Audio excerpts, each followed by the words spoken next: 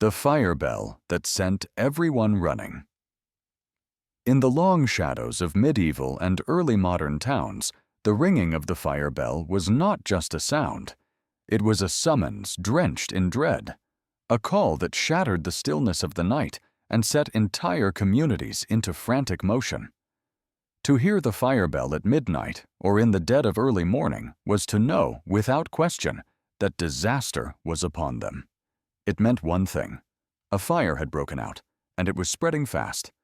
The response was immediate and primal. Drop everything, run for your life, and fight with everything you had to save what little could be saved before the flames consumed everything. This was an era before modern firefighting equipment, before the luxury of organized fire brigades, before water mains and reliable infrastructure. Towns were tightly packed labyrinths of timber-framed houses, their walls soaked in pitch and tar to keep out dampness. Narrow streets and close quarters were the norm. This design, combined with wood and thatch roofs, created a tinderbox waiting for a single spark to erupt into a roaring inferno. The risk of fire was not just an occasional hazard, it was an omnipresent, terrifying specter that haunted every family and every structure. The fire bell was the town's alarm system, typically a large iron or bronze bell housed in a prominent tower, church steeple, or town hall. It was more than just a signal. It was the heartbeat of the town's survival. Once the bell tolled, it unleashed a chain reaction of panic, coordination, and desperate action. Everyone who could hear it knew the protocols, but that did not diminish the chaos and fear. The origins of these fire bells trace back centuries, evolving as a grim necessity in urban centers across Europe and beyond. In cities like London, Paris, and Venice, where fires had repeatedly ravaged neighborhoods, the need for rapid warning was paramount. Bells were strategically placed high above, designed to carry their sound over rooftops and through narrow alleys, reaching as many ears as possible. The person responsible for ringing the bell, often a town official, a watchman, or even a citizen volunteer, had one of the gravest duties: to recognize the first signs of fire and sound the alarm swiftly. Delay could mean catastrophe. The response to the bell was both communal and frantic. Families abandoned their beds, often leaving possessions behind, rushing out into smoke-choked streets. Men and women formed bucket brigades, a line passing leather or wooden buckets filled with water from wells, rivers, or cisterns, attempting to douse the flames or keep fire breaks intact. Some wielded axes, tearing down thatch roofs or timber walls to stop the fire's spread. Others fought to save their homes, livestock, and the town's vital resources. Churches, marketplaces, and granaries all stood vulnerable. But even as the town rallied, the fire bell's toll carried a bitter irony. Often the sound was a harbinger of destruction so swift and devastating that escape was the only real victory. Fires in wooden towns did not crawl. They raced. Flames leapt from house to house, fueled by wind and dry timber, turning entire neighborhoods into glowing ruins by dawn. Smoke filled the skies, turning night into an eerie, suffocating twilight. The fire bell was sometimes the only warning before the conflagration overwhelmed everything. In historical records, fires triggered by small accidents, an unattended hearth, a stray ember, a lantern knocked over, became infamous for their speed and destruction. The Great Fire of London in 1666, though a later example, encapsulates the terrifying power of urban fire. The fire bell rang repeatedly through the city, sending thousands fleeing into the streets. Entire districts were destroyed, thousands made homeless, and the city's future forever altered. But long before London's blaze, countless towns endured similar fates on smaller scales, their fire bells tolling into the night as a dire call to arms. The psychological impact of the fire bell cannot be overstated. To live under the constant threat of fire shaped the daily lives, architecture, and social fabric of towns. Fear was a constant companion, as the bell could ring at any hour, shattering sleep and peace.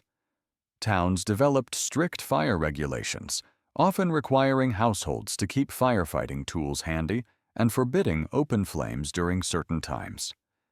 Some communities mandated regular watch shifts, where guards patrolled rooftops to spot fires early and sound the bell without hesitation.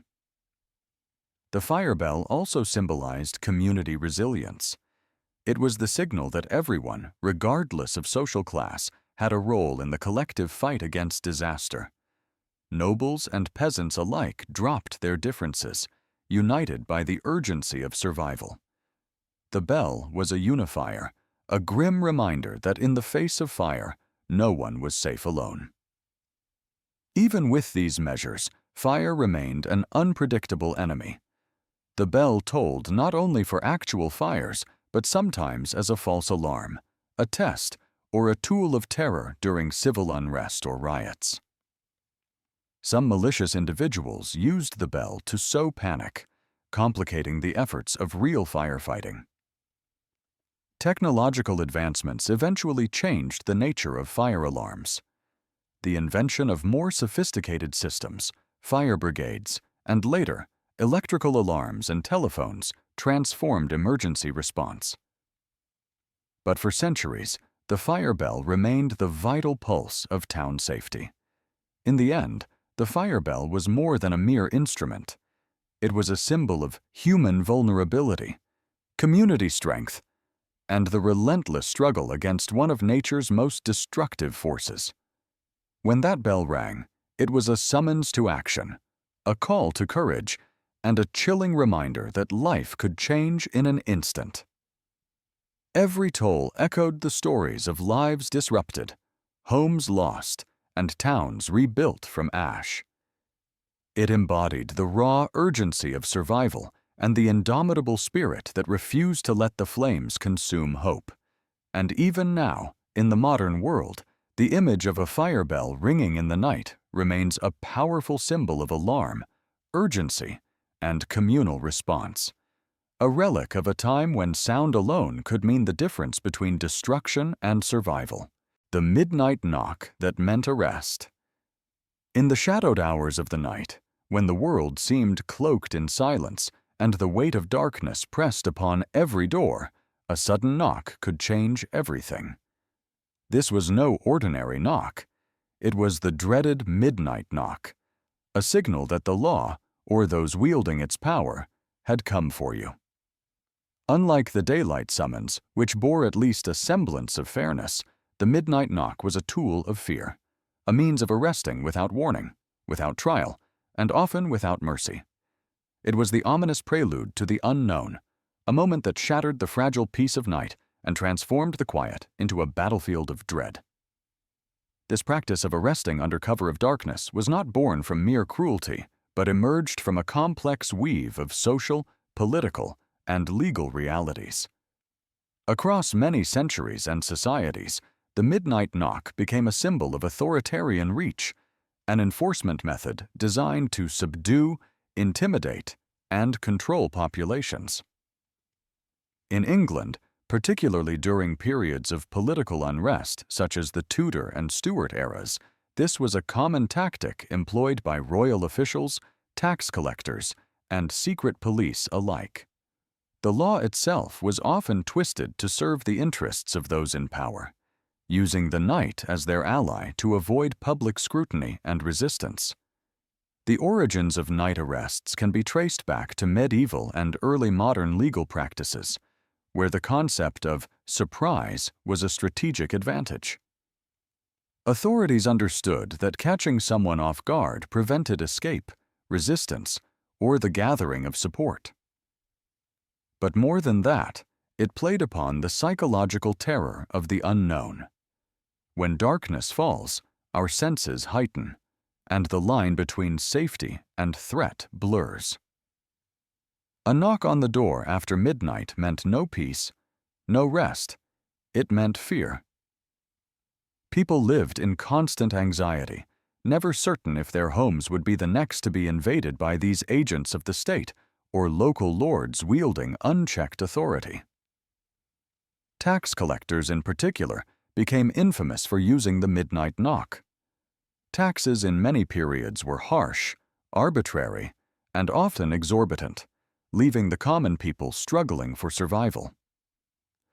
Collectors, backed by force and the threat of imprisonment, enforced these levies with brutal efficiency. There was no mercy for delay or protest. Those who resisted faced swift arrest. In some cases, entire households could be taken captive because of a single debtor's failure to pay. These raids were conducted under darkness to catch families unprepared, denying them time to hide valuables or flee. One of the most infamous uses of the midnight knock was during the English Civil War and the turbulent decades that followed. Royalist forces, parliamentarian militias, and various factions employed night raids to capture political enemies or suspected dissenters. The imprisonment of suspected traitors was often conducted with no formal charge or public announcement. Secret warrants authorized these arrests, and once detained, prisoners were frequently held in squalid conditions, awaiting trials that might never come or were mere formalities before predetermined sentences. The midnight knock was not only a matter of law enforcement, but also of power projection. It communicated a clear message. Authority was omnipresent, unpredictable, and ruthless. For common folk, this meant living under a perpetual cloud of suspicion and fear. Neighbors might inform on each other to curry favor or escape suspicion themselves, fracturing communities. Families waited anxiously for days, unsure if their loved ones would return. The night became a battleground not just of physical safety, but of psychological endurance. Historically, these nighttime arrests often escalated tensions and rebellions rather than quelling them. Communities despised the covert, violent intrusion on their privacy and liberty. Tales of the midnight knock spread quickly, fueling rumors and legends that painted the authorities as monsters lurking just beyond the threshold. In response, some communities developed early warning systems, watchmen, signal fires, or secret codes to alert inhabitants of approaching forces. Still, these measures rarely guaranteed safety, only a slim chance to prepare or hide. Looking deeper, the midnight knock reflected a broader trend in legal and governmental evolution. The rule of law, which ideally demands transparency, due process, and fairness, was often supplanted by expedience and fear tactics. The secretive nature of nighttime arrests denied accused individuals basic rights. They could not consult lawyers beforehand, gather evidence, or even comprehend the charges. Trials, if held at all, were often quick, biased, and cruel. In many cases, midnight arrests served to silence political opponents or suppress dissenting voices under the guise of maintaining order. In some societies, this practice became institutionalized. For instance, during the reign of Henry VIII, the infamous Star Chamber courts wielded enormous power, often sanctioning arrests and interrogations under cover of darkness. Secret trials, torture, and indefinite imprisonment were common. The fear generated by these midnight knock arrests extended beyond the immediate victims to the wider populace, reinforcing the absolute power of the monarchy and its agents. Across the Atlantic in colonial America, similar tactics were employed by British officials during times of unrest, particularly leading up to the Revolutionary War.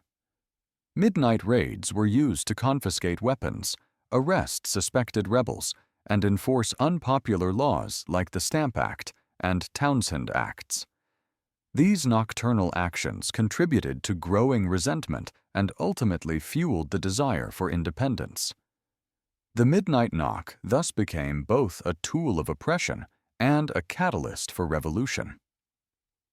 Psychologically, the impact of the midnight knock cannot be overstated. It was a moment that stripped people of their sense of safety and control. The suddenness, the silence broken by urgent pounding on wood, the voices outside demanding entry, all combined to create trauma that lingered far beyond the event itself. Families never truly relaxed, knowing that at any hour the law could come knocking, dragging them into uncertainty, prison, or worse. Even today, echoes of the midnight knock persist in modern legal and enforcement practices.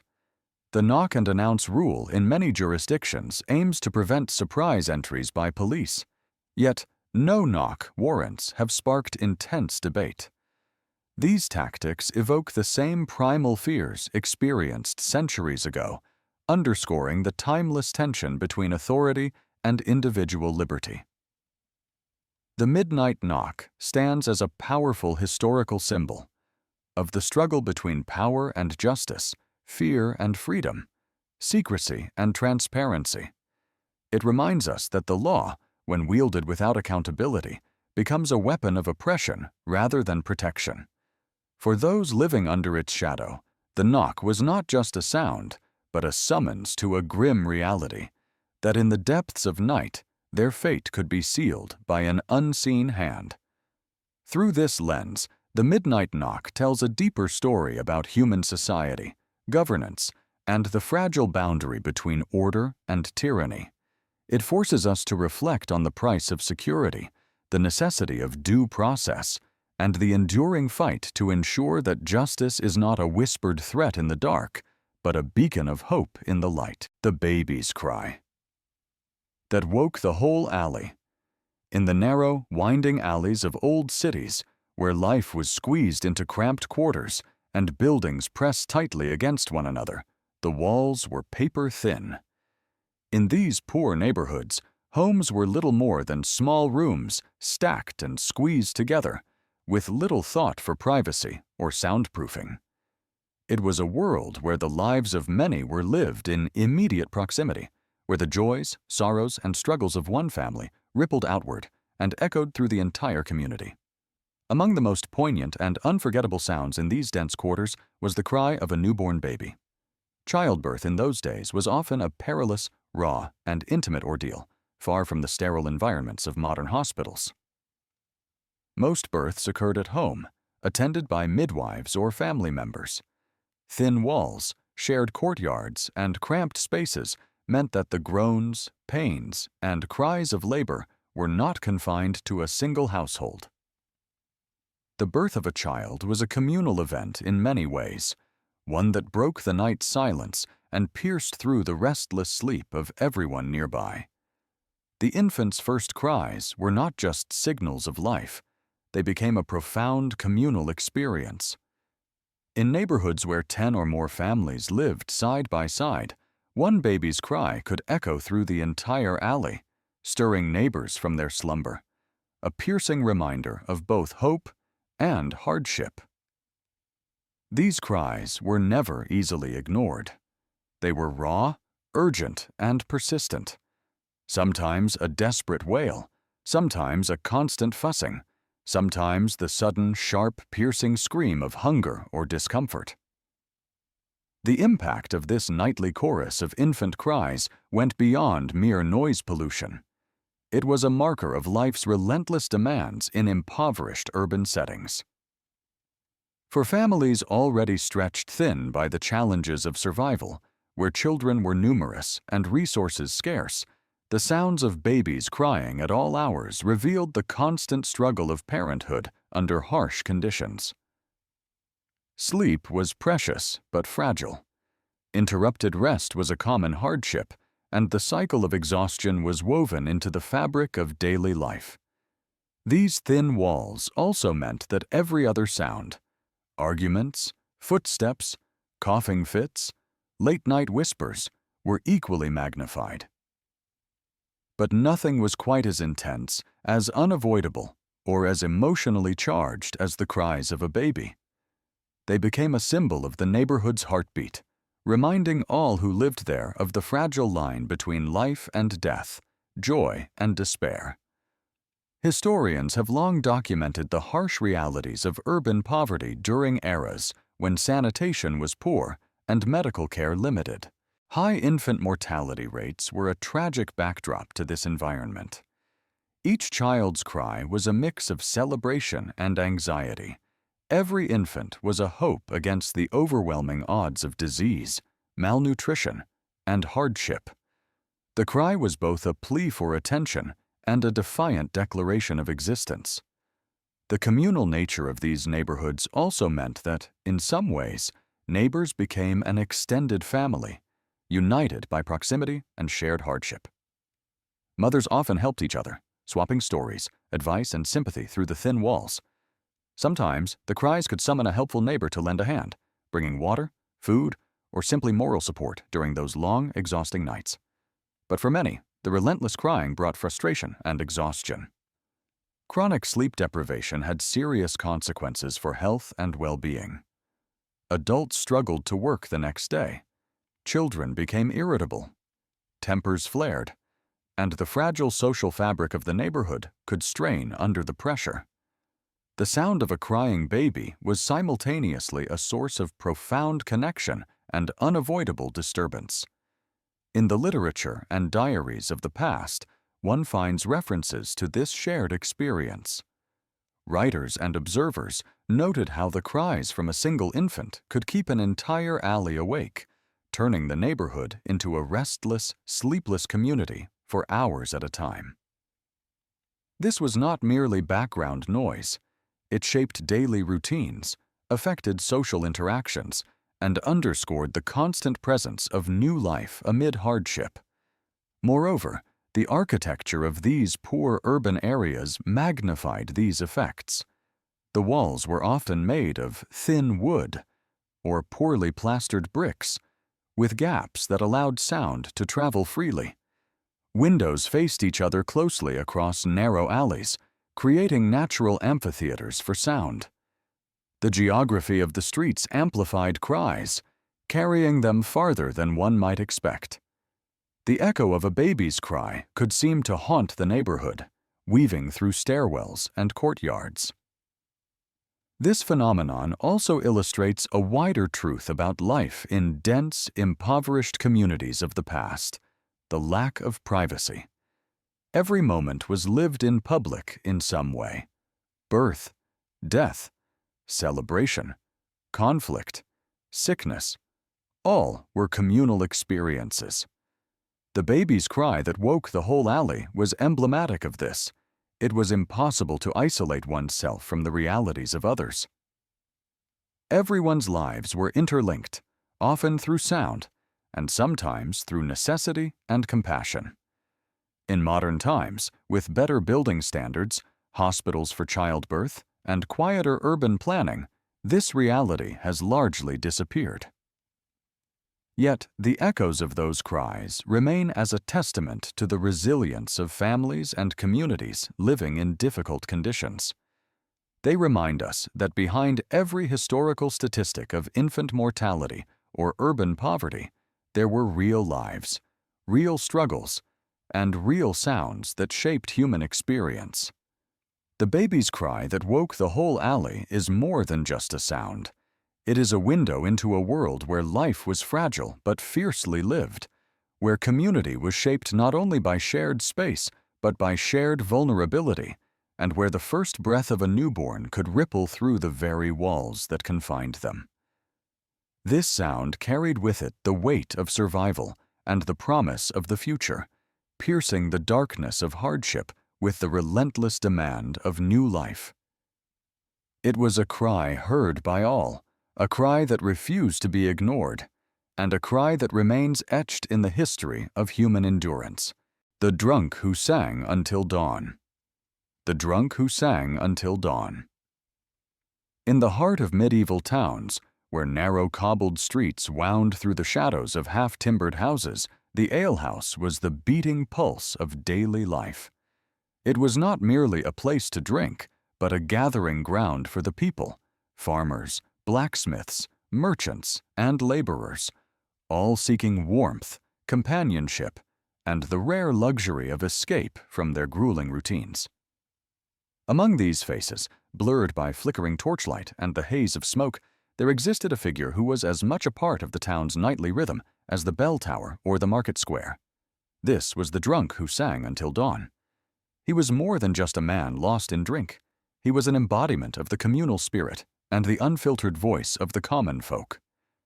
His singing was not always joyful, nor was it always melodic.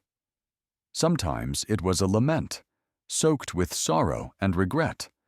Other times a defiant roar against the injustices of life, and sometimes a wild, reckless joy that shattered the silence of the night like a battle cry. His tunic, stained and torn, sometimes bore the marks of his turbulent nights, traces of blood from a bar fight, a scrape with a jealous rival, or simply the weariness of a life hard-lived. The medieval alehouse itself was a complex social institution. Far from the cozy pubs we imagine today, these establishments were noisy, smoky, and often unruly. They were places where laws were loosely applied and tempers flared easily. Yet they also served an essential role in medieval society as centers for communication, storytelling, and oral tradition. The drunk who sang until dawn was often the town's unofficial bard, the one who carried stories, news, and the collective emotions of the people through his impromptu songs. Singing was a vital part of medieval culture, transcending class and occupation. The oral tradition was how history, news, and folklore were passed down in times when literacy was scarce. Music and song united communities, offering both catharsis and celebration. For many, the alehouse singer's voice was the only entertainment they knew beyond the harsh realities of work and survival. He might sing of battles won or lost, of loves won or betrayed, or of saints and sinners alike. Yet, the drunk's songs were not always welcomed with open arms. His presence could be a double-edged sword, at times a source of comfort and communal joy, and at others a catalyst for unrest. The intoxication that fueled his singing also made him unpredictable and vulnerable. The alehouse was no stranger to brawls, and many a night ended with the drunk staggering into the streets, bleeding, but still singing with a desperate passion that neither pain nor exhaustion could silence. The reasons behind this relentless singing are layered and complex. For some, it was a defiant refusal to succumb to the hardships of life. For others, it was a way to drown sorrows that were otherwise unspeakable. Alcohol lowered inhibitions, but it also unlocked raw, unfiltered emotions. The drunk who sang until dawn was a mirror reflecting the hopes, fears, and frustrations of a community struggling under feudal oppression, economic instability, and the constant threat of disease and famine. Historically, these alehouse singers occupied a peculiar social space. They were not part of the formal troubadour or minstrel class who performed for courts and nobles, but they were crucial bearers of popular culture. Their songs and stories spread news and gossip faster than official channels. In a world without newspapers or radios, the drunk singer was a living, breathing information network, albeit one with a slurred and rambling delivery. Medieval law often frowned upon excessive drinking and public disorder. Drunkenness could lead to fines, imprisonment, or worse, especially if it spilled over into violence. But at the same time, authorities sometimes tolerated or even relied upon the alehouse as a safety valve for social tensions. The drunk who sang until dawn represented both the disorder and the essential humanity of a society under strain. His songs often contained coded messages or veiled criticisms of those in power. Through metaphor and allegory, he could voice dissent without direct confrontation. The common folk listened keenly, finding in his voice a reflection of their own silent grievances. His singing was a form of social commentary, a protest carried on the wind through the narrow alleys and up to the castle walls. As dawn approached, the drunk's voice would often weaken, his steps falter, but his song rarely ceased until the first light chased shadows from the streets.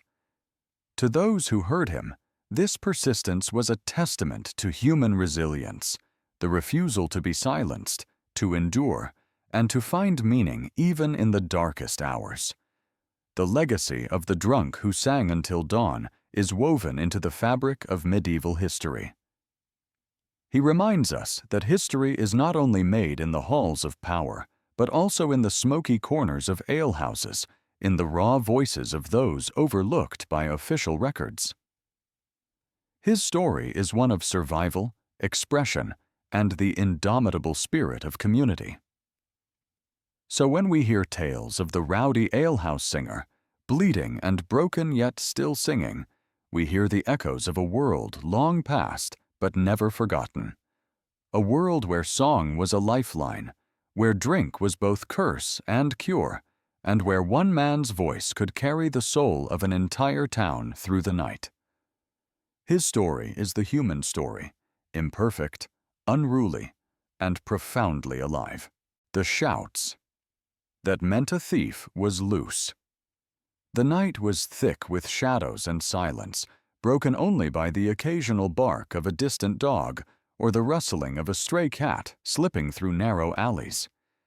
In these dark hours, when most souls were deep in slumber, a sudden, sharp cry would shatter the stillness, a cry that carried urgency, fear, and an unspoken command. "Stop thief!" It was the cry that meant danger was near, that a thief had been spotted, that a community's fragile safety had been pierced by the presence of a lawbreaker. These shouts were not merely words, they were a vital lifeline in medieval and early modern towns and cities, a sound that could ripple through twisting streets and echo off timber-framed houses, stone walls, and narrow courtyards.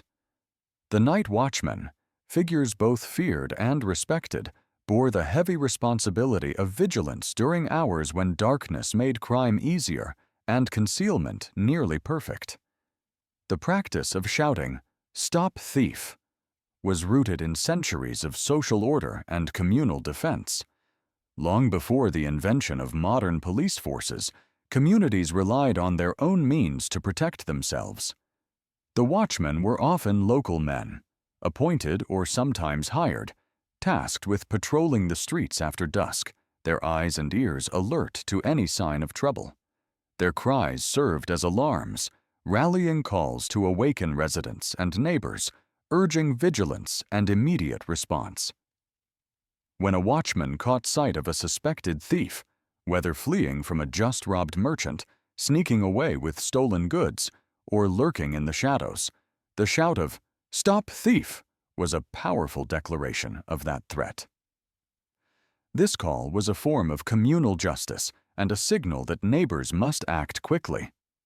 The shout itself was breathless, urgent, almost frantic, because every second counted. It was not just a warning for the thief, but a plea for help, for the community to rise against the criminal and prevent escape.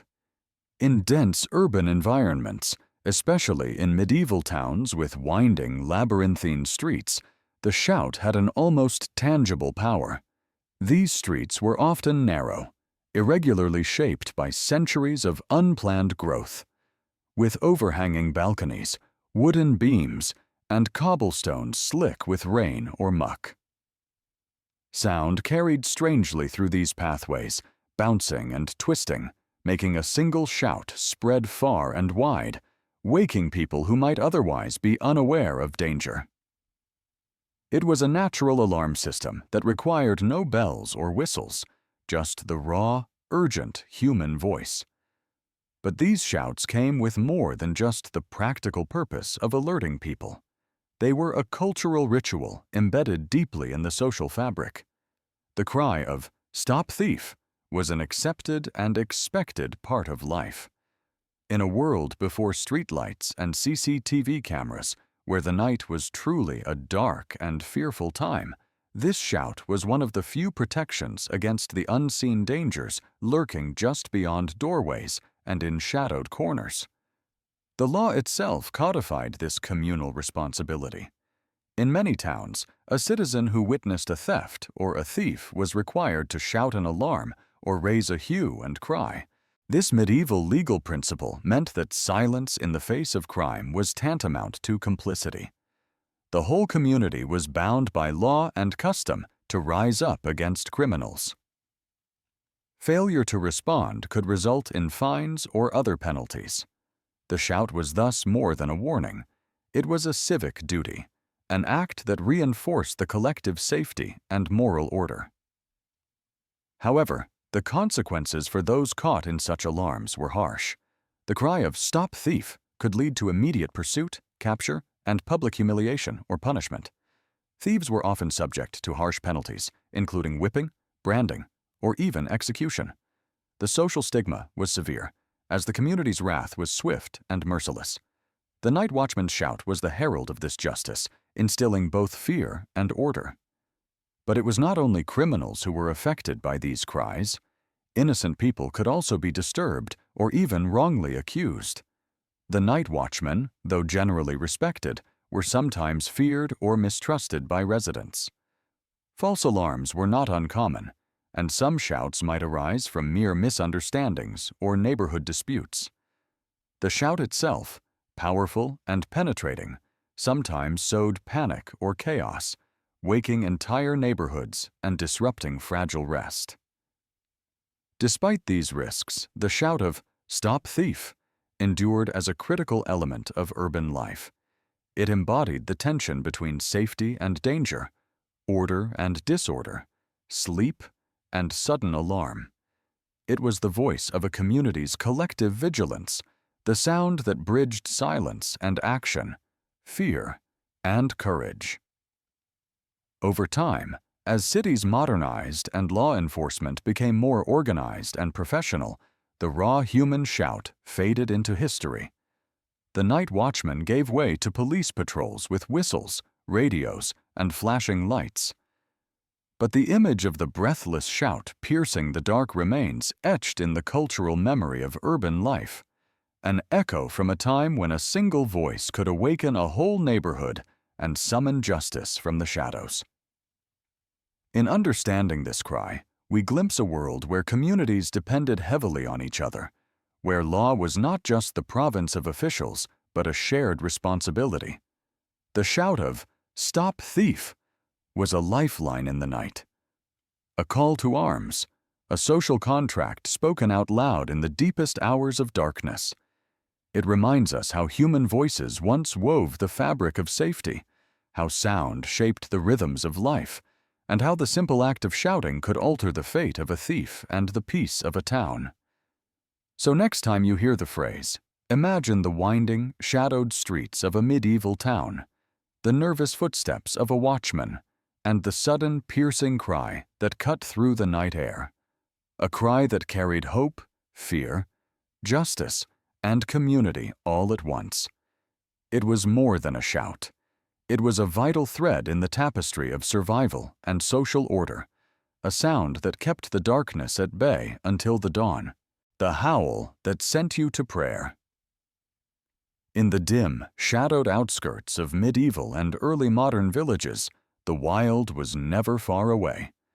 Thick forests, tangled underbrush, and untamed lands bordered human settlements, places where the boundary between civilization and wilderness was fragile and perilous. Among the creatures that haunted these edges, none inspired deeper fear and superstition than the wolf. Their presence was whispered in legends and feared in reality. Wolves were predators, scavengers, and symbols of the unknown lurking just beyond the safety of hearth and home. The wolf's howl, piercing, eerie, and haunting, was more than just a call through the night. To those who lived in these precarious borderlands, a single howl carried immense power. It was a sound that could shatter silence and still hearts, triggering primal dread. When the wolves howled in the dark, families would drop what they were doing, clutch their children, and fall to their knees in prayer. That howl was a summons not just to fear, but to faith, a desperate plea for protection against a menace that could tear through flesh and bone. Wolves had a complex relationship with human societies. In many cultures, they were vilified as agents of destruction, blamed for attacks on livestock, and feared as threats to human life. Entire communities lived in anxiety, especially during harsh winters or times of famine, when wolves roamed closer to villages, driven by hunger. Their presence was a stark reminder of the thin line separating safety and chaos, order and wildness. Historical records from Europe, particularly from the forests of Germany, France, and Eastern Europe, recount countless tales of wolves venturing near homes, sometimes dragging off unattended animals, sometimes attacking the vulnerable. The wolf's howl, carried by cold night winds, became a chilling soundtrack of rural life. It was a sound that communicated danger not only to the people, but also within the wolf packs, a territorial claim, a rallying cry, and an eerie echo that seemed to embody the wilderness itself. This primal fear of the wolf was deeply entwined with religious and cultural beliefs. In an age where superstition and faith were inseparable from daily existence, the wolf's howl was often interpreted as an omen or a spiritual warning. It was a sound that stirred imaginations and inspired ritual responses. Families would huddle in their homes, lighting candles and crossing themselves, reciting prayers to saints, and calling upon divine protection. The howl was a dark hymn that reminded them of their vulnerability and their need for faith as a shield. In some regions, churches and communities established specific rituals to ward off the threat of wolves. Bells were rung to scare them away, crosses were placed near fields, and charms were hung from doors. The wolf's howl thus transcended mere animal communication. It was a catalyst for communal prayer, for religious ceremonies, and for the collective hope that divine power would protect the innocent from the encroaching wilderness. Folklore and myths amplified the terror. Wolves were often associated with witchcraft, the devil, or malevolent spirits. Legends spoke of werewolves, humans cursed to transform into wolves under the full moon, blurring the lines between human and beast, reality and nightmare. These stories magnified the howl's sinister reputation, embedding it deeply in the psyche of villages where every night was a test of courage and faith. But beyond fear, the wolf's howl also represented the raw, untamed force of nature that humans could not fully control. It was a reminder that despite walls, fires, and prayers, the wilderness remained vast and wild, indifferent to human plight. The howl was a haunting call from a world untouched by human order, a voice that echoed ancient survival struggles and the eternal dance between predator and prey. Even today, the wolf's howl retains its eerie power. In wilderness areas where wolves still roam, that mournful call at twilight stirs the imagination and taps into a primal part of our collective consciousness. It reminds us of a time when human survival hinged not only on physical defenses, but on spiritual resilience, the strength to pray, to hope, and to face the night with courage despite overwhelming fear. The howl that sent you to prayer was more than a sound. It was a profound symbol of the fragile boundary between safety and danger, faith and fear, civilization and wilderness. It was a call that united communities in their vulnerability and their defiance, and in its echo lies a timeless story about humanity's relationship with the wild, a story of respect, terror, and the unyielding need for protection from forces beyond our control. The candle that meant someone died. In a time when darkness ruled the night and streets lay cloaked in shadow, a single candle flickering in a neighbor's window was a signal heavy with meaning, a quiet, haunting message whispered through the veil of darkness. This candle was not just light. It was a silent announcement that someone had fallen ill, or, more often, that someone had already died. In those days, before the hum of electricity and the safety of street lamps, light itself became a rare and precious commodity. To see it burning after curfew was to glimpse a story of suffering, loss, and communal vigilance. Nightfall in pre-modern towns and villages was governed by strict curfews, often enforced not just for safety, but as a social norm steeped in superstition and control. Darkness was associated with danger, with malevolent spirits, and with the unknown. Light was scarce, carefully rationed, and used with great intention. A candle left burning after hours was never a casual choice. It was a deliberate, coded signal to neighbors and passers-by that all was not well. It told them that a family was grieving, that a loved one was gravely ill, or that death had silently passed through the home. Historically, this practice emerged from the intertwined realities of communal living and the ever-present shadow of mortality. Disease outbreaks were common and often swift, striking entire households without warning. Medical knowledge was rudimentary, and access to professional care was limited, so neighbors relied heavily on signs and signals to understand the state of those around them. A candle glowing in the night window became a somber beacon, a way to communicate distress without speaking it aloud, both out of respect and out of fear. In many cultures, light held a paradoxical power. It was associated with life, protection, and hope. Yet in the dead of night, an unexpected flame could also be an omen. Leaving a candle lit after curfew was often an act of defiance against strict social rules, an appeal for help, or a ritual to honor the dead. It was believed to guide the departing soul, to keep malevolent spirits at bay, or to offer comfort in the face of overwhelming grief. Thus, light became a language, its presence and absence conveying profound messages within the tightly knit fabric of community life. The candle in the window also served practical purposes. It informed neighbors to maintain respectful distance, to offer assistance quietly, or to prepare for impending funerary rites. It allowed the community to silently acknowledge the suffering or death without unnecessary intrusion, preserving dignity while fostering solidarity. The ritual of signaling through light underscored the deep human need to connect and to share, even in the darkest moments. During times of plague and epidemic, such signals became even more critical. Entire streets might be marked by candles, each flickering flame representing a household touched by illness or loss. These luminous markers transformed the nightscape into a tapestry of grief and resilience, illustrating the fragile boundary between life and death that communities walked daily. They warned others to be cautious, to avoid contact, and to prepare for the heavy toll of sickness that could sweep through like a silent storm. Yet, despite its somber significance, the candle's light was also a source of hope. It reminded the living that even amid despair, the human spirit sought to shine through darkness.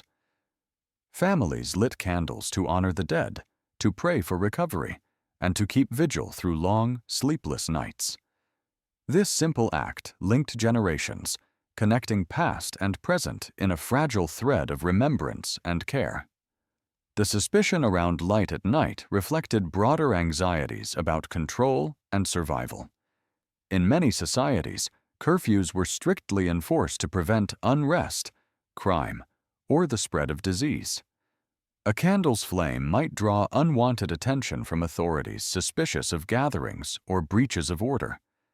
Thus, families who lit candles did so balancing between necessity and caution, caught in a delicate dance with both their neighbors and the powers that be.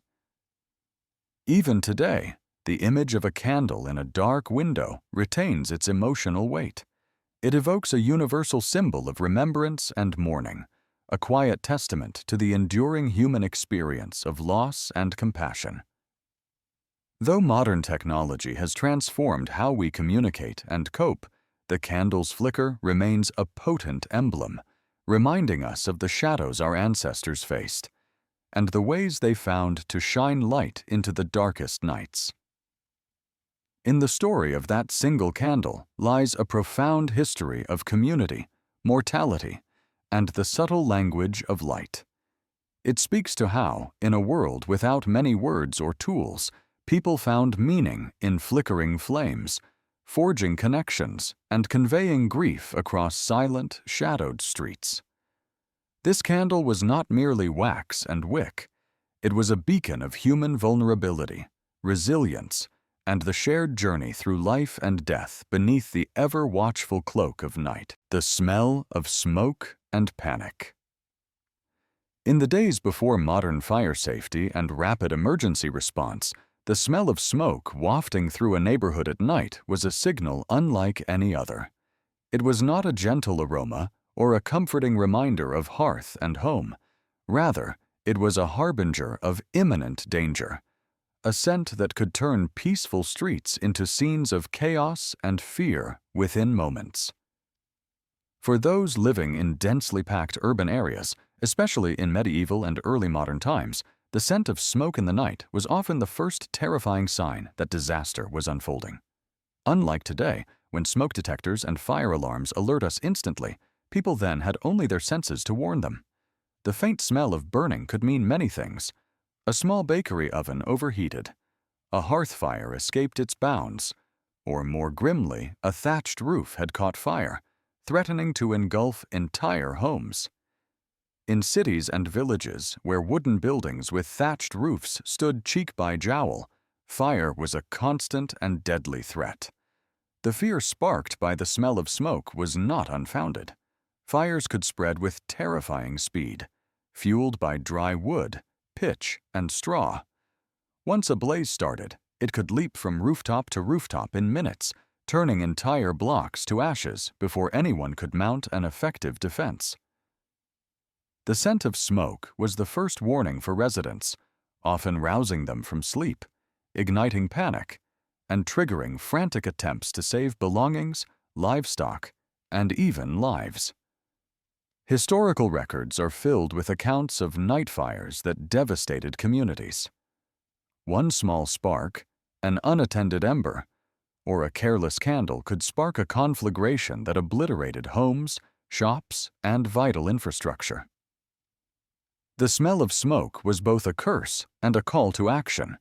People would rush outside, shouting warnings, grabbing buckets, ropes, and tools to form human chains to pass water from wells or rivers to the fire.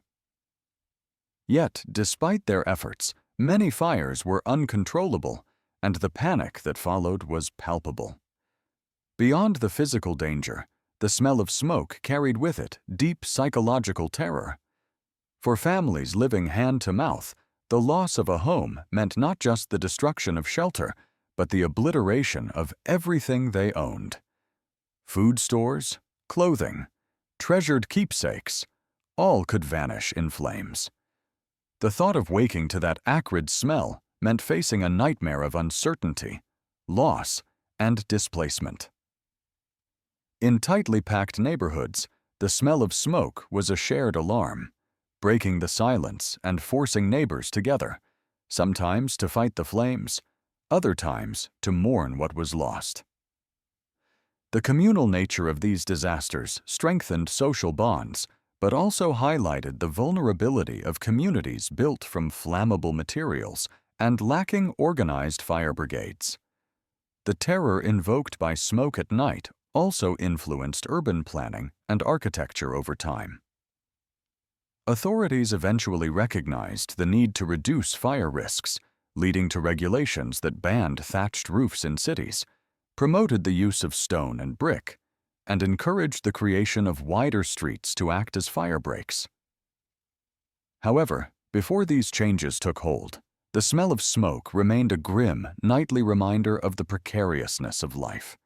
In many ways, this smell was a symbol of human fragility, a sensory warning of how quickly comfort and security could be stripped away. It was a scent that transformed quiet nights into scenes of urgency and fear, turning neighbors into rescuers and strangers into witnesses of disaster. Even today, the smell of smoke carries a primal warning, but in those earlier times, it was often the very first indication of catastrophe.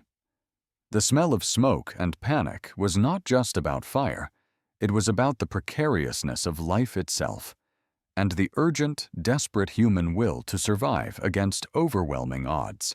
The bells that called you to the gallows.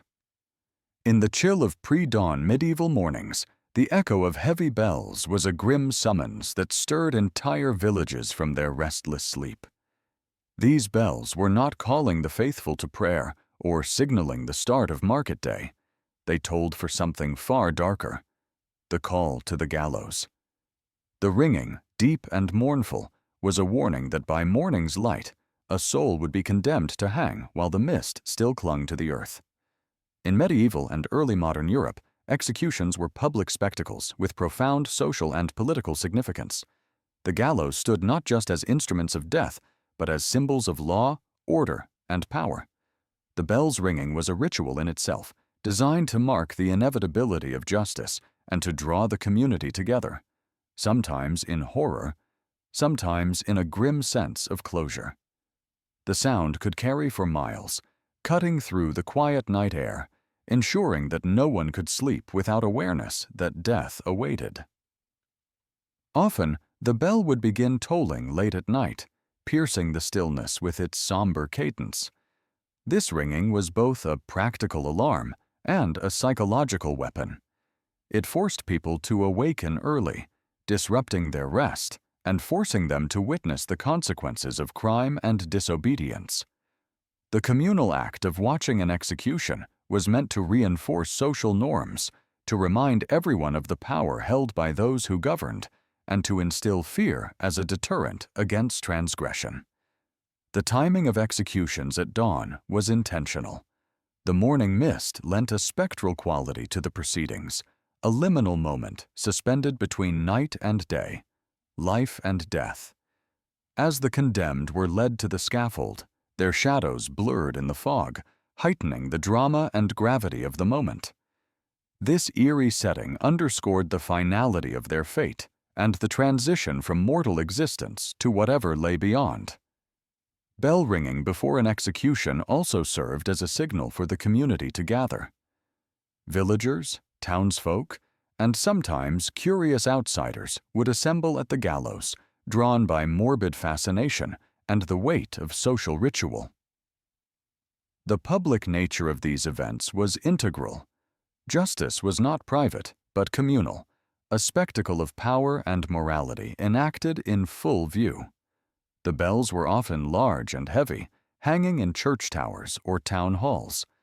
Their sound was deliberately resonant and haunting.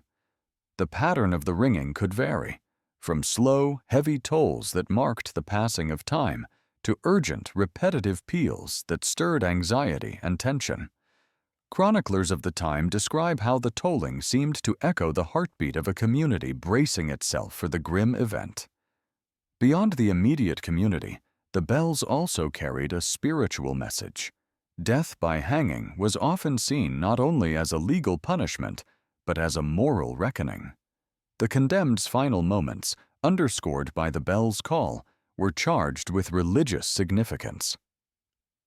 Prayers might be said, confessions heard, and the hope of redemption clung to by all involved, despite the inevitability of the execution. Yet this ritual was also deeply human and profoundly tragic. Behind the ringing bells was a person, condemned and vulnerable, facing the stark reality of mortality under the watchful eyes of their society. The sound of the bells was a cruel herald of an irreversible passage, a call that separated them forever from the living world. The bells that called you to the gallows are a haunting reminder of a time when death was a public event, entwined with fear, faith, and the harsh justice of a bygone era. Their echoes still resonate in history as symbols of the balance between order and brutality, community and isolation, justice and mercy. They remind us that behind every toll there was a story, a life ended beneath the morning mist, witnessed by a world shaken awake by the bell's mournful cry, the scream that froze the town The night was often filled with quiet murmurs and gentle whispers, but then, suddenly, a scream would slice through the stillness, a raw, piercing sound that held a power unlike any other. This scream was not merely noise, it was an event in itself, a moment that could freeze a whole town in place, halting breath and action alike. Whether born from violence, the agony of childbirth, or the terror of a nightmare brought to life, a scream carried with it an unsettling force that gripped the hearts of all who heard it. In small, tightly knit communities, where everyone knew each other and the streets twisted like veins through the town's body, the scream was both feared and revered. It was a summons that no one wanted to answer first. Unlike the urgent calls of the night watchman or the cries of "Stop thief," which prompted immediate communal action, the scream introduced hesitation, suspicion, and dread. It was a sound that held the power to stop time, making people freeze in their homes, behind locked doors, and in shadowed corners. Why this paralyzing effect? In many historical towns and villages, a scream was ambiguous and unpredictable. It might mean danger, a violent attack, or a desperate plea for help. But it could also signal natural private events like childbirth, where pain and fear mingled with new life. Worse still, it could be the sound of madness or nightmares breaking free, signaling unseen horrors that made the night all the darker. The scream unsettled the social order because it demanded attention, yet provoked fear. To be the first to step outside and investigate was to risk confronting unknown terrors, perhaps an assailant, a wild animal, or a grievously ill neighbor. It was to face the possibility of witnessing a tragedy or becoming entangled in dangers no one wished to face alone.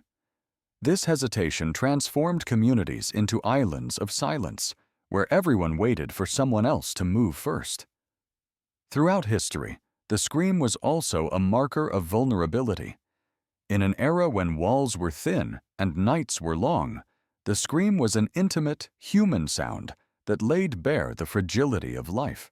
Unlike the controlled authority of a town crier or the formal order of the watchman, the scream was chaotic, uncontrollable, and deeply personal. It exposed pain and fear in a way that no other sound could. Folklore and superstition further amplified the power of the scream. In many cultures, screams heard at night were believed to be omens or signs of misfortune. Some thought them the wails of spirits or warnings of death to come. Others feared that responding to a scream could invite curses or bring malevolent forces upon the responder. These beliefs created an atmosphere where the scream was both a call for help and a taboo, something that could draw disaster to those who dared to answer it. The physical structure of towns also played a role in the scream's impact. Narrow streets, clustered houses, and echoing alleyways meant that a scream could travel far and wide, reverberating off walls and rattling windows. Yet, paradoxically, this spread of sound only deepened the communal paralysis. The scream's echo was a reminder that danger might lurk anywhere, making people shrink further into their homes. Historically, the response to screams varied by context and culture. In some places, neighbors might eventually muster courage and rush to the scene, forming informal rescue groups or vigilante parties. In others, the scream could lead to suspicion and accusation, particularly if it hinted at scandal or violence within the community. The first responder risked social and physical dangers, accusations of meddling, being caught in a brawl, or worse. The scream also intersected with gender roles and social norms. Women, often the source of screams in cases of childbirth or domestic violence, inhabited a liminal space of both power and vulnerability. Their cries could mobilize aid or invite silence and shame, depending on the prevailing attitudes. This added layers of complexity to how the scream was perceived and responded to. Over time, the scream became a symbol of the night's unpredictable and primal forces. It was a reminder that beneath the surface of orderly town life lurked chaos, pain, and fear that could erupt without warning. The scream froze the town not just physically, but emotionally, suspending people between action and inaction, hope and dread. As modernity brought better lighting, emergency services, and communication, the scream's paralyzing grip diminished. Yet its legacy remains in stories, legends, and the collective memory of communities that once lived in its shadow. The scream was more than a sound. It was a moment of raw humanity, a crack in the night where fear and life collided, freezing time until courage could be summoned or dawn arrived.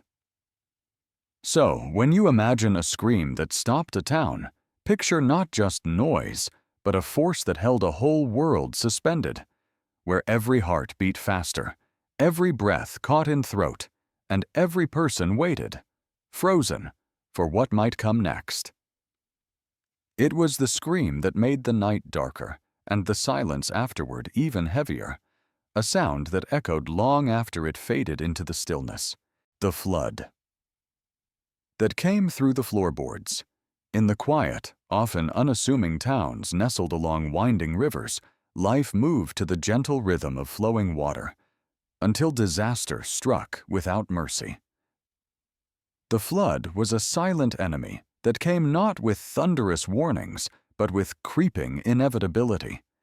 When waters rose through the floorboards of humble homes, the familiar turned hostile, and survival became a desperate gamble against an unstoppable force. Rivers were the lifeblood of many towns, sources of trade, irrigation, and sustenance. Yet they were also harbingers of destruction. Long before modern flood controls and engineered levees, townspeople depended on natural banks, crude embankments, and prayers to keep the waters at bay. But nature's power was relentless. Seasonal rains, spring thaws, or sudden storms could swell rivers beyond their limits, turning tranquil streams into raging torrents. The terror began subtly. A dampness at the edges of rooms, the cold seep of water beneath doors, the faint sound of water pressing against wood. Then the flood came through the floorboards, first a trickle, then a rush, washing away security and dragging away certainty. Families woke to cold feet, then cold legs, as water invaded their homes, rising steadily, threatening possessions, livestock, and lives. In those flooded homes, panic grew faster than the waters. People scrambled for higher ground, furniture, tables, and even rafters, as their belongings floated away or were lost beneath murky depths.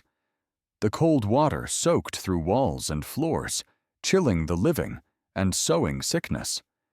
The stench of stagnant water mixed with mud and debris became a suffocating presence, a grim reminder that the flood was not just a moment of crisis, but a prolonged nightmare. One of the most haunting signs of impending doom was the flight of rats. Known for their cunning and survival instincts, rats sensed the danger before humans did. Their sudden disappearance from cellars and dark corners was often the earliest warning of the flood's arrival. When the rats ran, the townsfolk knew it was already too late. Their flight was a chilling omen, nature's silent alarm that the waters were claiming the land and the lives within it. Historical accounts from river towns across Europe, Asia, and the Americas tell of devastating floods that reshaped landscapes and shattered communities. In medieval Europe, floodwaters from swollen rivers like the Rhine, Danube, and Thames swept through towns, destroying homes and farmland, drowning livestock, and causing widespread famine and disease. The flood was not merely a natural disaster, it was a social catastrophe, exposing vulnerabilities and testing the resilience of entire populations. In the absence of advanced warning systems, communities relied on oral traditions and shared knowledge to predict floods. Old men and women passed down stories of signs in the sky, the behavior of animals, and the changing currents of the river. But these warnings were fragile and often too late. The flood's sudden rise was a terrifying force that overwhelmed any preparation. The aftermath was grim. Floodwaters carried away not only material wealth, but also hope. Disease spread rapidly in the standing waters. Typhus, dysentery, and cholera found fertile ground in the devastation. Food supplies spoiled or were washed away, and the long road to recovery stretched before the survivors. Towns struggled to rebuild, but many were forever altered, their boundaries redrawn by the river's new course. Yet amid the destruction, stories of human courage and solidarity emerged. Neighbors helped neighbors, strangers shared shelter, and communities banded together to clear debris and rebuild homes. The flood that came through the floorboards became a catalyst for unity, a trial by water that tested the human spirit as much as the physical environment. The image of water rising through floorboards, chasing out families, and forcing them to flee or fight, is etched deeply into the collective memory of river communities worldwide. It speaks to the fragile balance between humans and nature, the delicate dance of coexistence that can tip suddenly into catastrophe. The rats fleeing first, a small yet ominous detail, reminds us that in the struggle for survival, every instinct counts. Even today, as modern engineering battles floods with dams, levees, and advanced forecasting, the flood through the floorboards remains a powerful metaphor, a reminder of vulnerability, loss, and the enduring will to survive. It is a story of water's quiet but overwhelming might, and of the lives forever changed by the day the river rose beyond its bounds and claimed the town, the door that slammed and stayed shut. In the stillness of the night, the sudden slam of a door carried a weight far heavier than mere sound. It was a harsh punctuation in the darkness, a final, irrevocable act that marked a life changed forever. To hear a door slam shut and stay shut after dark was to witness a profound moment of rupture, a boundary drawn sharply between inside and out, acceptance and exile, security and peril. In countless societies across history, such a slammed door was never just a closing. It was a declaration, a judgment, and often a sentence from which there was no return. The symbolism of the door has long been entwined with the very structure of home and community. Doors marked the boundary between safety and vulnerability, between belonging and abandonment. When a door slammed in the night and was left shut, it meant more than physical exclusion. It signaled social death. Someone had been disowned, cast out from family and kin, stripped of protection and identity. This act resonated deeply in eras when family bonds were essential for survival, and being shut out often meant facing isolation, poverty, or even death. Historically, this closing of the door might have come in many forms. A child deemed unworthy could be disowned for betrayal, shame, or failure to uphold family honor. A spouse might be cast out due to infidelity or dispute. Sometimes, victims of theft or violence found themselves locked outside, abandoned, and vulnerable in the darkness. In more brutal circumstances, the door's slam could signal the taking away of someone by authorities, arrested in the night, seized by creditors, or taken as punishment. Each instance carried the common thread of sudden separation and irrevocable change.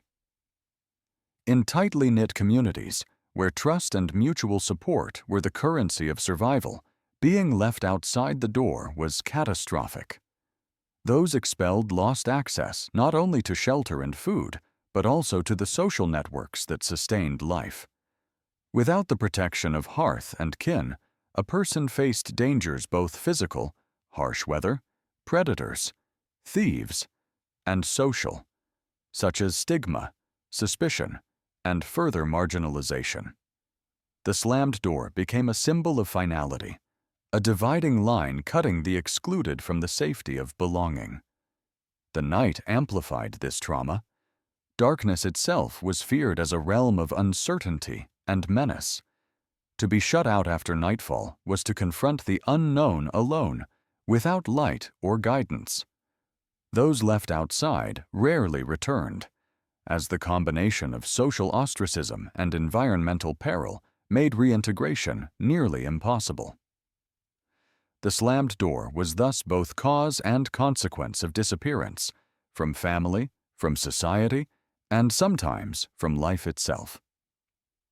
Literature and folklore abound with stories that echo this theme. The slammed door often marks a pivotal turning point, a moment when a character's fate is sealed by rejection or loss. It symbolizes exile, transformation, and sometimes tragic downfall. These narratives reflect real historical experiences where the closing of a door was an act laden with social and emotional violence. Beyond the personal, the slammed door also represented broader social mechanisms of control and punishment. Families and communities used exclusion as a way to enforce norms, discipline members, or protect collective interests. This could be seen in practices such as shunning, disinheritance, or banishment. The physical act of slamming a door resonated as a public declaration of that social severance, audible and unmistakable in the quiet of the night. In some societies, the slam of a door might even serve ritualistic purposes, marking a transition, a severing of ties, or the end of a relationship. The sound echoed the emotional finality, while the closed door stood as a barrier impossible to cross.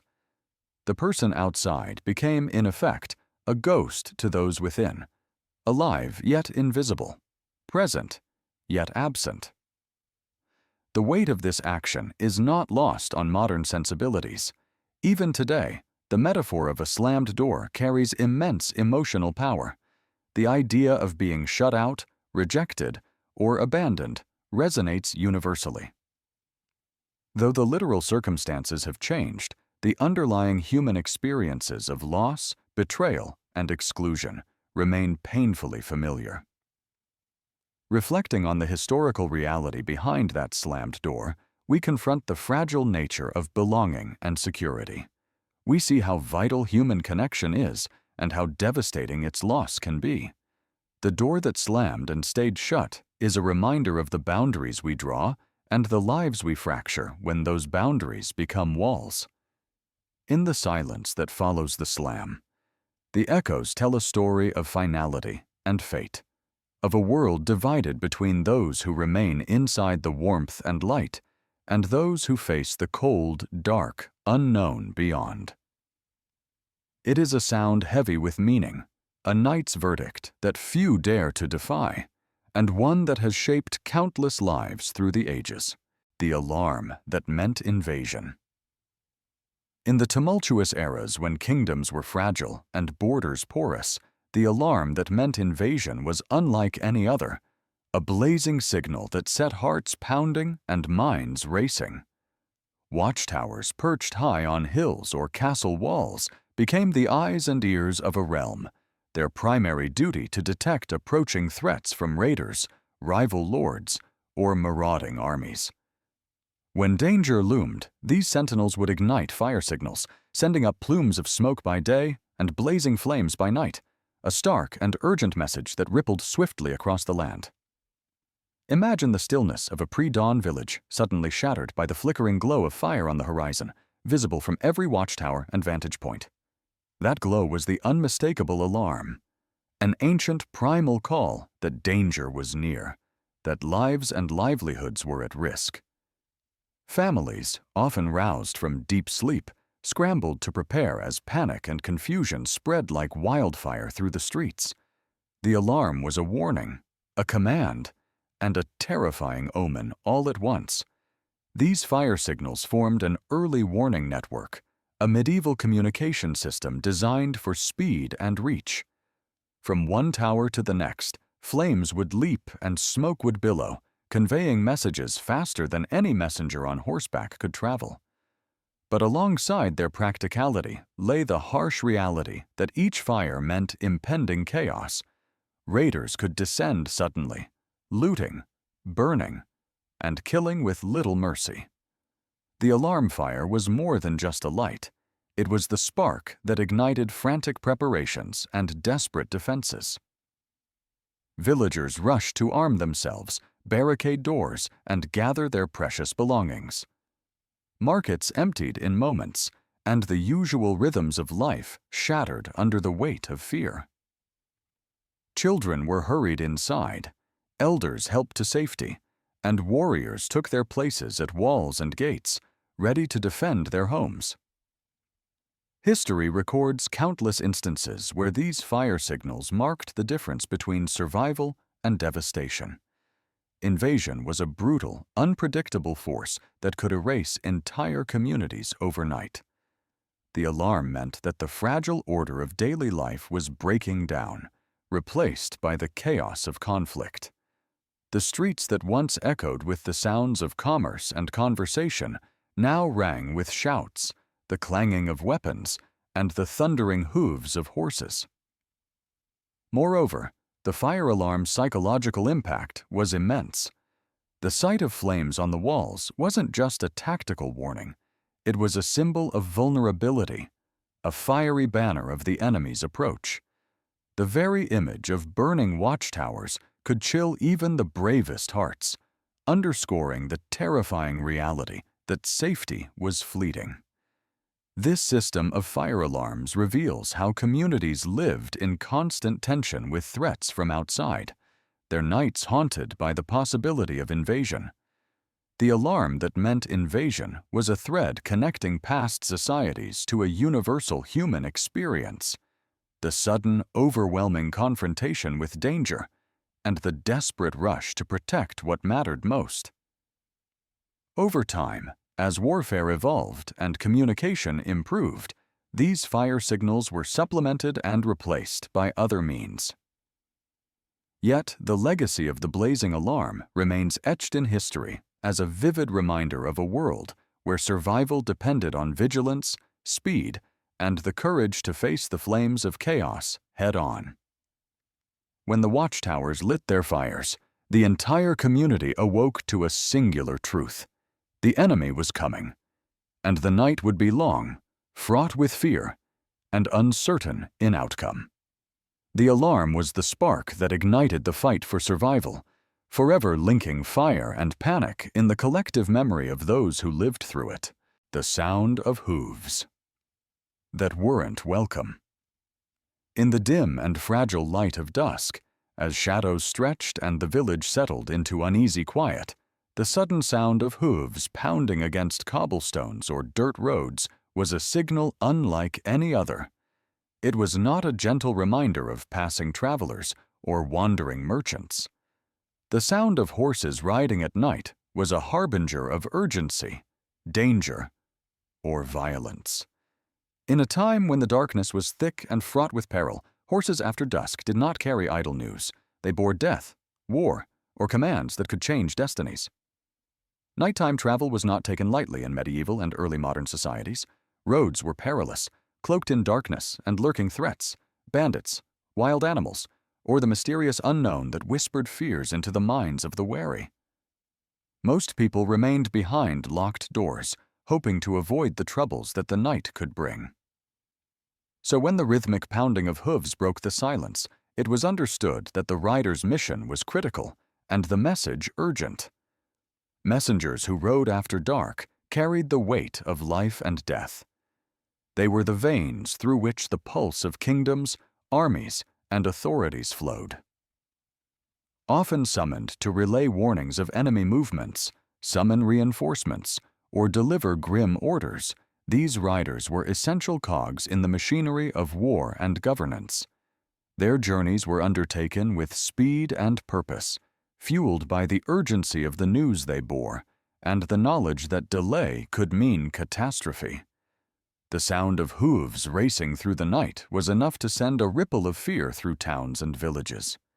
People knew that such rides were never benign. They signaled that something was amiss. Perhaps a border was breached, an uprising was brewing, or a lord's decree was being dispatched to tighten control. The night rider brought an atmosphere thick with tension, reminding all that peace was fragile and that the world could change in a single, thunderous gallop. Historically, these riders were skilled and brave, often trained to navigate the dark and treacherous roads with precision and speed. Their mounts were chosen for stamina and swiftness, and their missions required both physical endurance and mental fortitude. The riders were the invisible lifelines connecting isolated settlements to the wider realm, and their success or failure could tip the balance of power. The urgency carried by night riders was amplified by the silence that followed their passage. As hooves faded into the distance, the questions lingered. What news did they bring? Who would be the next to act on their message? The sound of hooves was a catalyst, sparking preparation, alarm, or dread. Violence often accompanied these night rides. Messengers bore orders for executions, troop movements, or declarations of war. Sometimes, the hooves belonged to scouts fleeing danger, heralding an imminent threat. In times of conflict, the sound of night-riding horses was a chilling reminder of mortality and the chaos that could erupt without warning. The symbolism of hooves at night extended beyond practical concerns. It seeped into folklore and collective memory. Tales spoke of ghost riders whose horses never rested, messengers cursed to carry eternal warnings. These stories captured the profound impact that the sound of hooves held, both as a real and as a psychological force in societies where every noise in the dark could be a portent. Thus, the sound of hooves that weren't welcome was a sound of the times, a primal alarm, a call to action, and a reminder that beneath the calm of night, the machinery of power and survival was always turning. It spoke of urgency, of violence looming just beyond sight, and of a world where messages carried by horse could alter the fate of many before dawn broke. In those moments, when the night was pierced by the urgent gallop of horses, all knew that sleep would be elusive, and the dawn would bring more than just light. It would bring the consequences of the rider's journey, the whisper that came through the cracks. The wooden walls of old houses were meant to shelter and protect, but in many homes, they became fragile barriers through which whispers traveled like unseen currents. In tightly packed villages and bustling towns, the simple construction of timber frames and thin planks allowed voices to seep through cracks and gaps, carrying secrets, rumors, and sometimes fears from one room to another. These whispered sounds, gossip, threats, prayers, were threads of life woven invisibly between neighbors, creating a hidden network of communication that shaped daily existence. To hear a whisper through the walls was both an intrusion and a revelation. The voice was often faint, elusive, almost spectral, forcing listeners to lean in closer, to strain their ears in the quiet.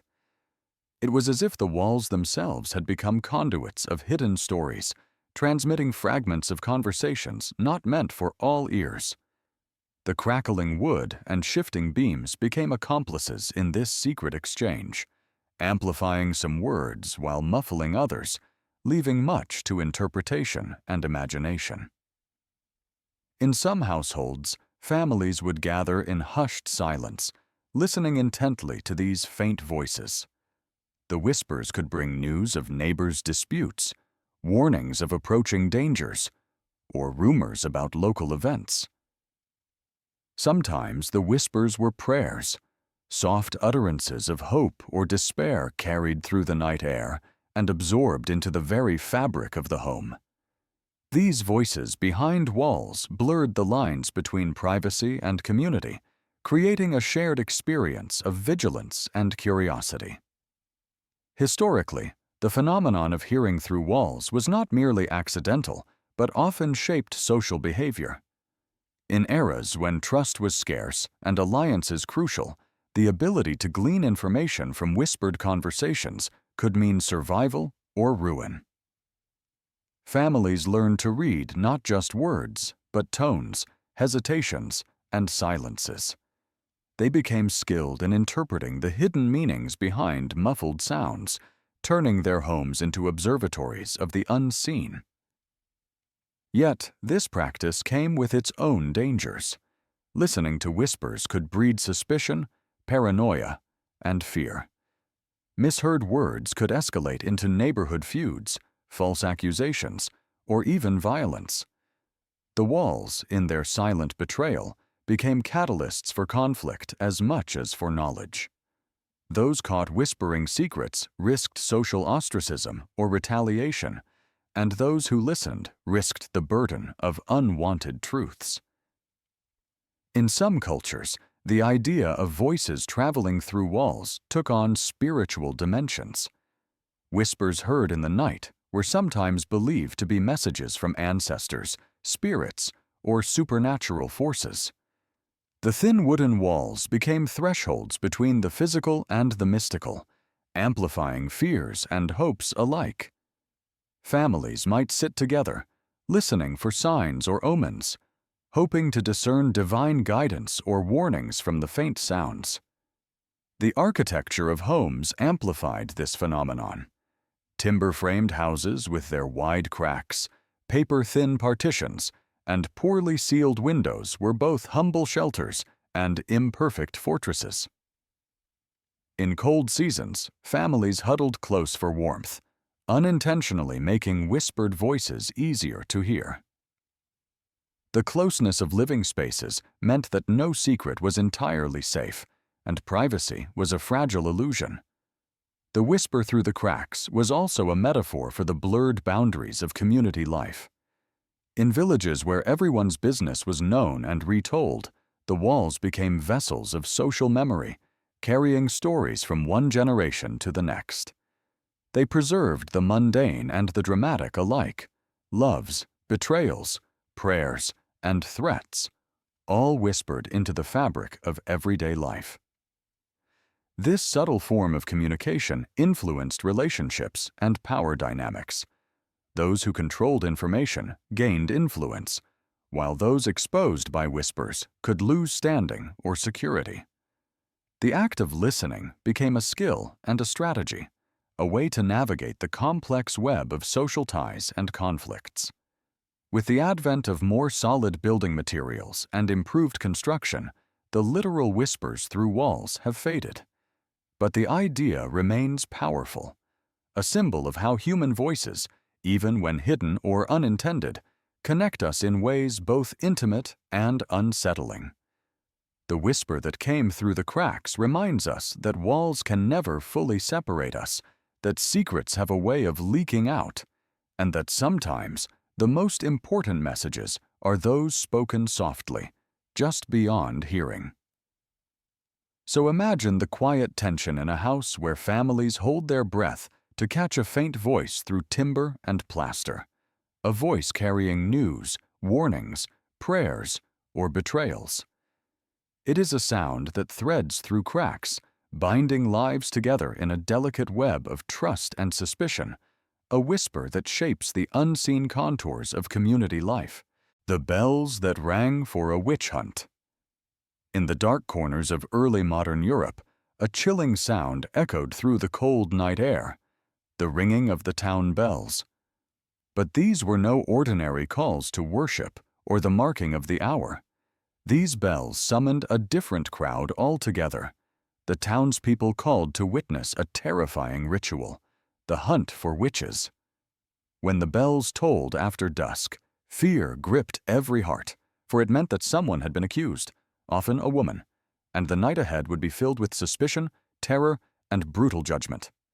The witch hunts were a tragic and brutal chapter in human history, fueled by superstition, religious fervor, and social unrest.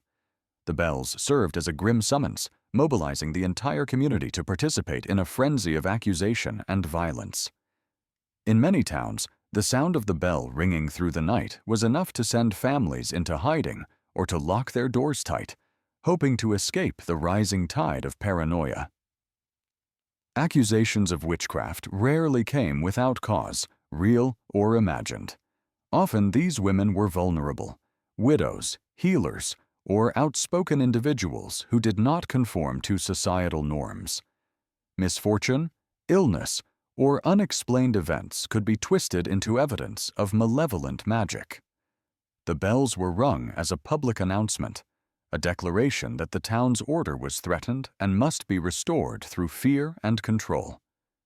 Once the bell rang, the accused were swiftly gathered. The townspeople, neighbors, friends, and family were forced to confront the woman believed to be in league with dark forces.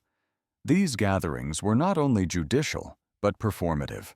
The communal ringing of the bells was a call to witness, to participate, and to affirm the power structures that depended on scapegoating the other.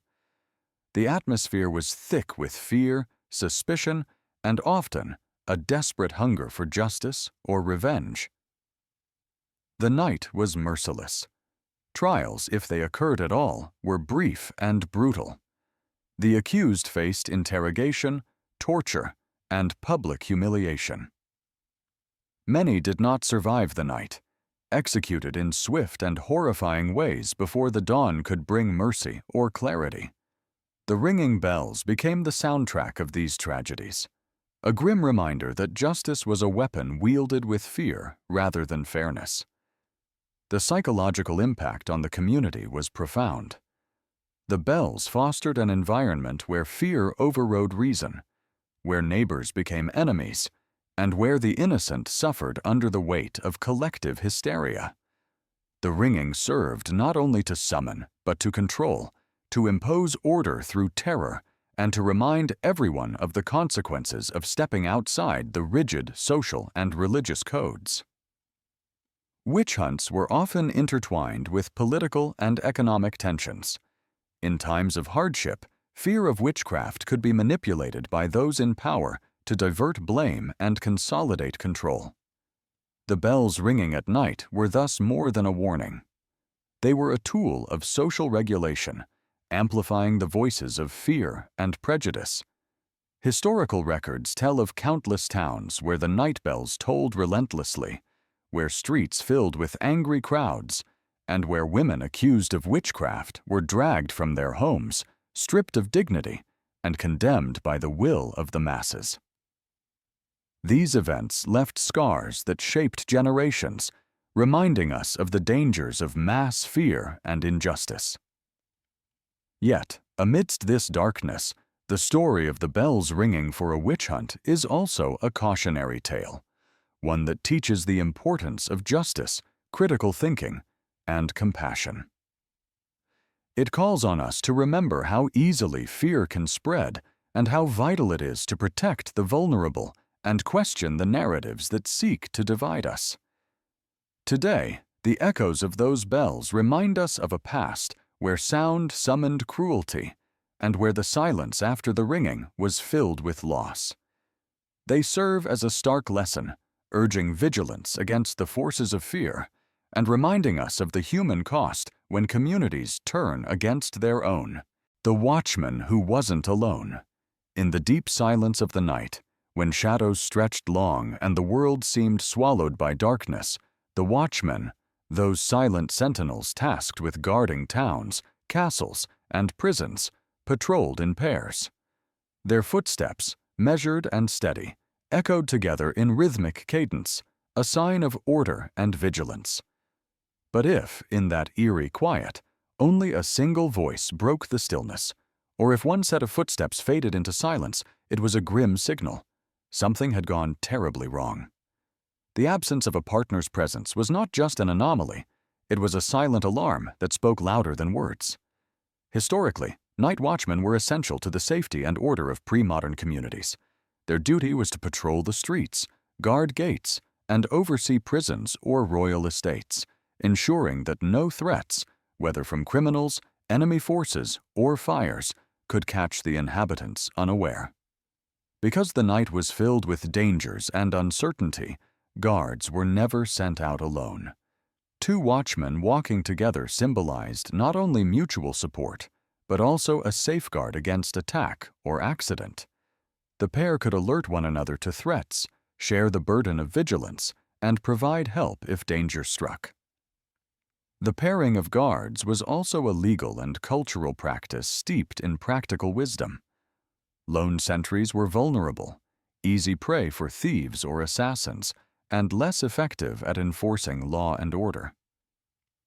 Moreover, the presence of two witnesses ensured accountability. Neither guard could falsify reports or abuse their power without the other's knowledge. This system fostered trust between the watchmen themselves and the community they protected. Yet, the story of the watchman who wasn't alone takes on a darker tone when that twin presence vanished. Hearing only one voice or one pair of footsteps out of the usual synchronized rhythm instantly triggered dread among townsfolk. It meant that one guard had been separated, captured, or worse, silenced by some unseen threat. The silence where the second voice should have been carried a weight of ominous possibilities: betrayal, ambush, accident, or death. This silent gap between steps became a language all its own. For the people waiting behind locked doors and shuttered windows, it was a message of vulnerability. Their protectors were compromised. Danger was near, creeping unseen through the shadows. The watchman's isolation was a crack in the fortress of night, exposing the community to threats previously held at bay. Historical accounts reveal that such disappearances were not uncommon. In medieval castles or fortified towns, night ambushes or secret rebellions often targeted guards first, knowing that removing sentinels would open the gates to invaders or conspirators. Similarly, in urban environments, thieves and criminals exploited moments when watchmen were separated or distracted, turning the night into an opportunity for plunder and violence. The psychological impact of a single guard's voice was profound. It stirred fear not just because of the immediate danger, but because it symbolized a breach of the social order. The synchronized steps of paired watchmen represented safety and stability. Their disruption signified chaos and threat. To hear only one voice was to be reminded that even the strongest defenses could be fragile, that the shadows might conceal enemies within. Moreover, the absence of the second watchman raised questions that often remained unanswered. Had the partner been overpowered silently? Had there been a betrayal from within? Or was the lone voice a desperate call for help, fading into the cold night? This mystery deepened the anxiety, fueling rumors and legends passed down through generations. In some cultures, these eerie nocturnal episodes were woven into local folklore, transforming real dangers into stories of ghosts or malevolent spirits that preyed upon isolated guardians.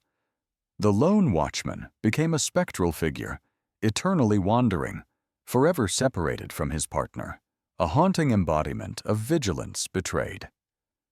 The practice of paired guards endures in various forms even today, a testament to its enduring wisdom. Modern security forces still rely on the principle that companionship increases safety and effectiveness, whether in patrols, checkpoints, or emergency responses. Yet, the ancient silence between two footsteps remains a powerful metaphor for loss, danger, and the fragility of protection. The watchman who wasn't alone reminds us that security is not just a matter of physical presence, but of connection, trust, and mutual reliance. When one falls away, the whole system trembles. The silence between steps speaks volumes of vulnerability, of unseen threats, and of the delicate balance that holds communities safe through the darkest hours. In that solitary voice ringing out into the night, we hear not only a call to attention, but a timeless warning. That darkness conceals more than just shadows, and that vigilance, no matter how steadfast, is a fragile shield against the unknown. The night the moon turned red. The night the moon turned red was a night etched deeply into the memories of countless villages across centuries, a celestial event wrapped in mystery, fear, and superstition. Before the age of science, when natural phenomena were woven into the fabric of human belief and interpreted as messages from the divine or omens of doom, A lunar eclipse was not a simple astronomical occurrence. Instead, it was a terrifying spectacle that stirred primal fears and ancient anxieties among communities tightly bound to the rhythms of the sky. When the full moon slowly vanished behind the shadow of the earth, only to emerge blood red, it seemed as if the heavens themselves had turned hostile. This blood moon was not just a visual marvel. It was a dark portent, a sign that something was profoundly wrong. Villagers would stare up in awe and dread, their imaginations racing to explain the ominous transformation of the moon's familiar glow into a fiery crimson orb. For many, the red moon symbolized a divine warning or punishment. Legends spoke of gods enraged, celestial battles, or impending disasters, war, famine, or plague, that would be unleashed upon the land.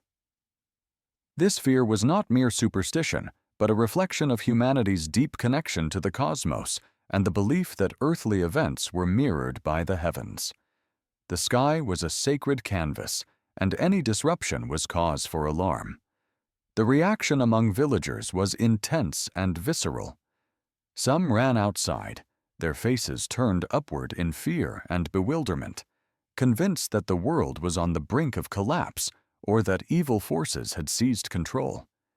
Others gathered in their homes, whispering prayers or performing rituals to ward off the impending doom.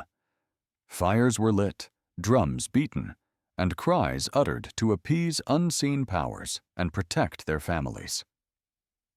Historical accounts from various cultures reveal that lunar eclipses were often recorded alongside stories of panic and chaos.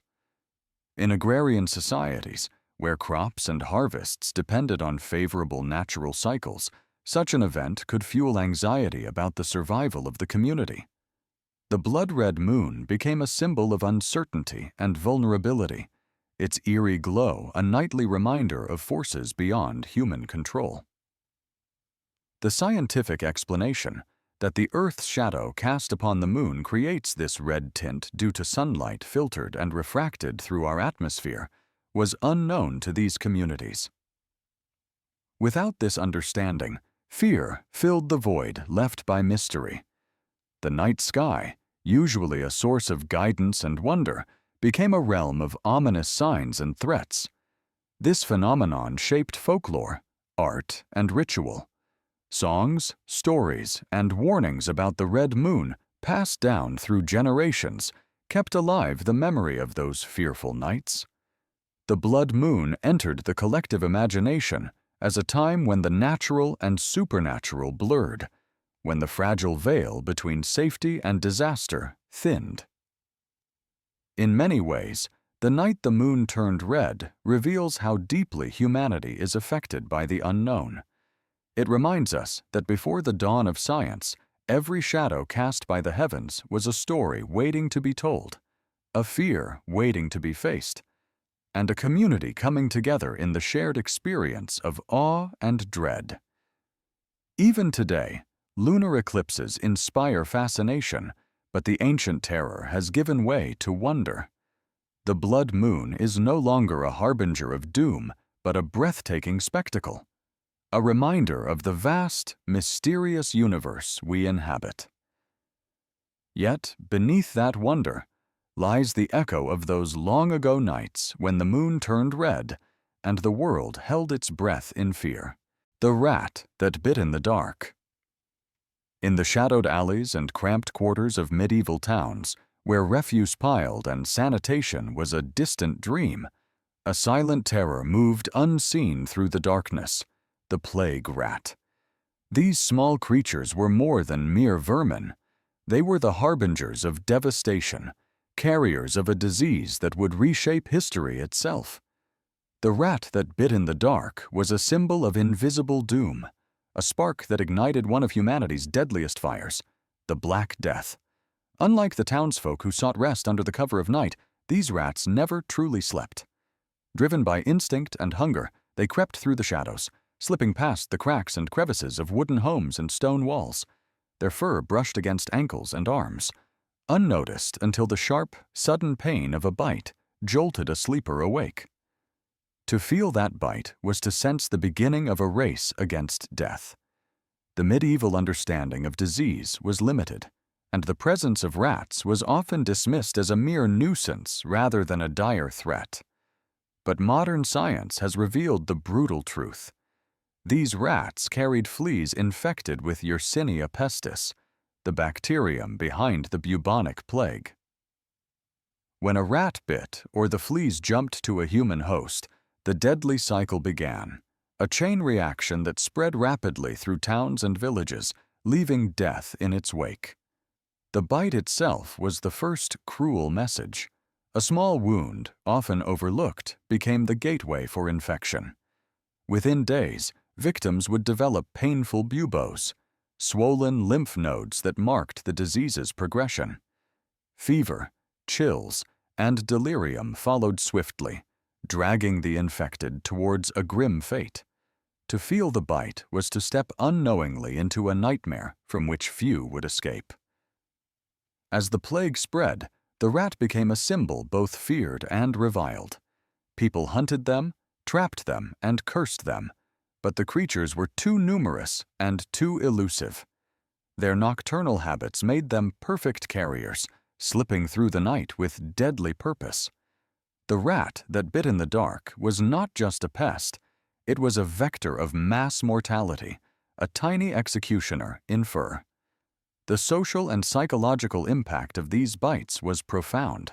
Entire communities lived in terror of the unseen threat lurking just beyond the hearth.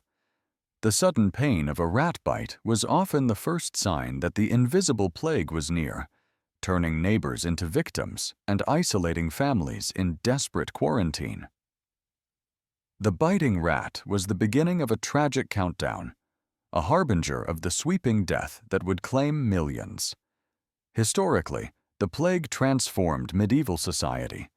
It decimated populations, disrupted economies, and shattered social hierarchies. The rat's bite was the starting point of a global catastrophe that altered the course of history, influencing art, religion, and even the structure of governments.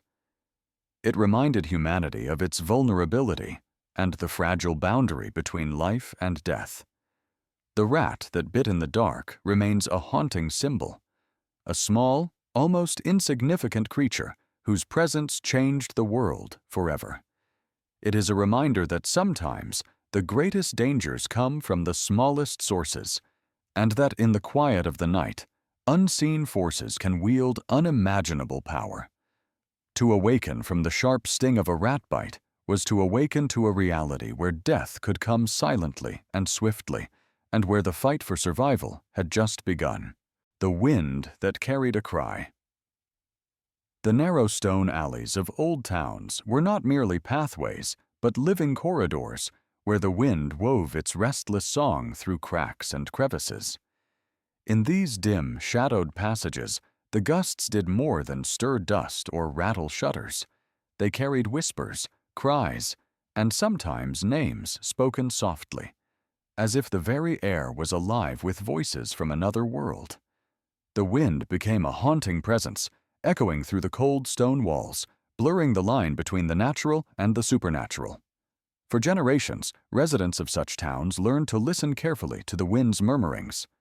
On quiet nights, when the world seemed still, and the moon cast pale light on slick cobblestones, the wind would rise with a strange cadence, sometimes moaning, sometimes whispering, and at times seeming to speak in unmistakable words. Many claimed to hear names carried on the breeze, names of the living, the lost, or those long dead. These utterances were not mere tricks of sound, but messages laden with portent and fear. The stone alleys acted like vocal chambers, amplifying and distorting the wind's breath into something almost human. The cold, hard surfaces reflected sound sharply, turning every sigh into a ghostly echo. It was said that on certain nights, the wind could carry cries of sorrow or warning so clearly that even the bravest souls hesitated before stepping outside. To hear your own name whispered by the wind was a chilling omen, a summons to fate that few could ignore. Some townsfolk believed the wind was a messenger from the beyond, a bridge between the living and the dead. Spirits of those who had suffered violent ends, or those who died with unfinished business, were thought to linger in these alleys, their voices caught in the restless currents. Folklore told of tragic souls crying out for justice or peace, their laments forever woven into the fabric of the town's nights. The wind, then, was both carrier and jailer, preserving these cries in an endless loop. This belief gave rise to a deep and unsettling fear. To hear your name carried by the wind was sometimes seen as a death sentence, a sign that the veil between life and death was thinning for you. Legends grew around those who vanished after hearing such whispers, people who never returned home, lost to the night and its mysterious forces. The very sound of the wind became a test of courage and sanity. The effect of these stories on the community was profound. On windy nights, people would stay indoors, shutter windows tight, and avoid the alleys altogether. Some families lit candles or burned herbs to ward off restless spirits, while others whispered prayers to protect themselves from the unseen forces carried by the breeze. The wind's cry was a presence that shaped behavior as much as any physical danger. From a practical standpoint, the phenomenon had explanations grounded in acoustics and environment. The twisting alleys created natural echo chambers where sound waves bounced unpredictably, producing strange effects. The wind's movement through uneven stones and wooden shutters created intermittent whistles and moans. Combined with human suggestion and fear, these sounds took on a supernatural quality. Yet, beyond the science, the cultural and emotional weight of the wind's cry persisted. It was a symbol of the unknown and the uncontrollable, a reminder that the natural world could carry messages beyond human understanding. The wind was a carrier of memory and warning, a force that bound the living to the past and to unseen realities.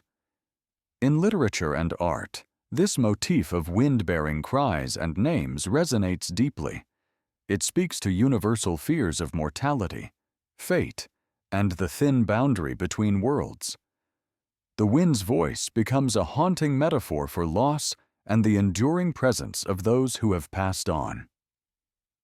So when you walk through a stone alley on a blustery night, listen closely to the wind as it twists and turns.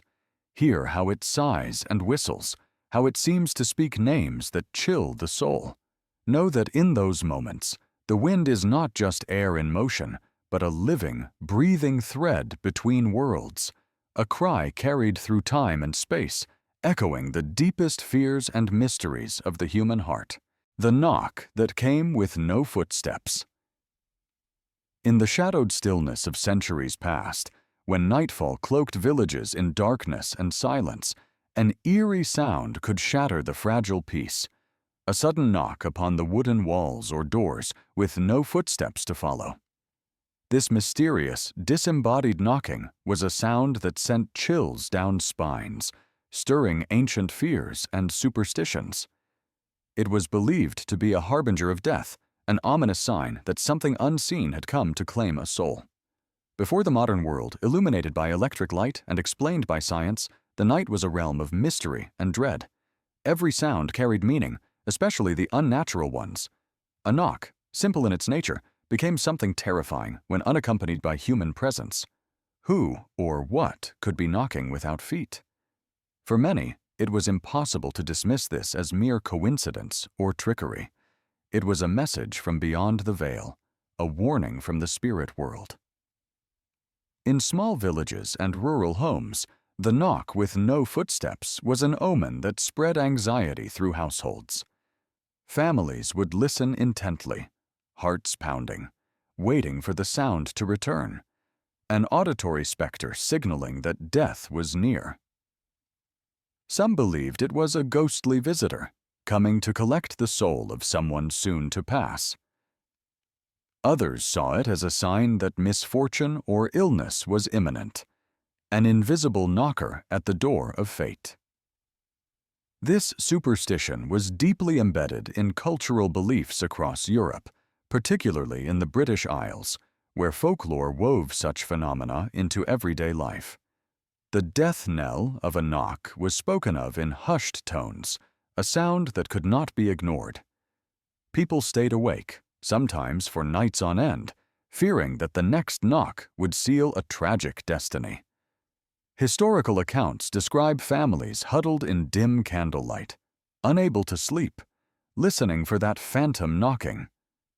Some would perform rituals, crossing themselves, reciting prayers, or placing protective charms at windows and doors, attempting to shield themselves from the unseen visitor.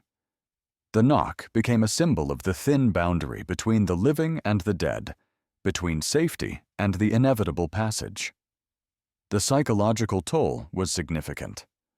The knock with no footsteps induced a state of heightened fear and vigilance, where the mind conjured shadows and whispered warnings. It was a sensory riddle, an unexplained phenomenon that refused rational explanation and left communities caught between fear and hope. This eerie knocking has parallels in various cultures and traditions. In some folklore, the sound was attributed to spirits called banshees or other spectral beings, messengers of death who heralded an end. In others, it was believed that the knock was caused by restless souls trapped between worlds, reaching out for closure or vengeance. Regardless of the interpretation, the sound was universally feared. The knock with no footsteps also became a literary and artistic motif, embodying the human confrontation with mortality and the unknown. It spoke to the primal fear of death's approach, unseen, unpredictable, and inexorable. It was a reminder that, in the quietest moments, life's fragility could be audibly announced in the most haunting way. Today, with modern understanding and science, such phenomena are often explained as the settling of old houses, animals, or trickery of the mind. Yet the power of that solitary knock remains potent in our collective imagination.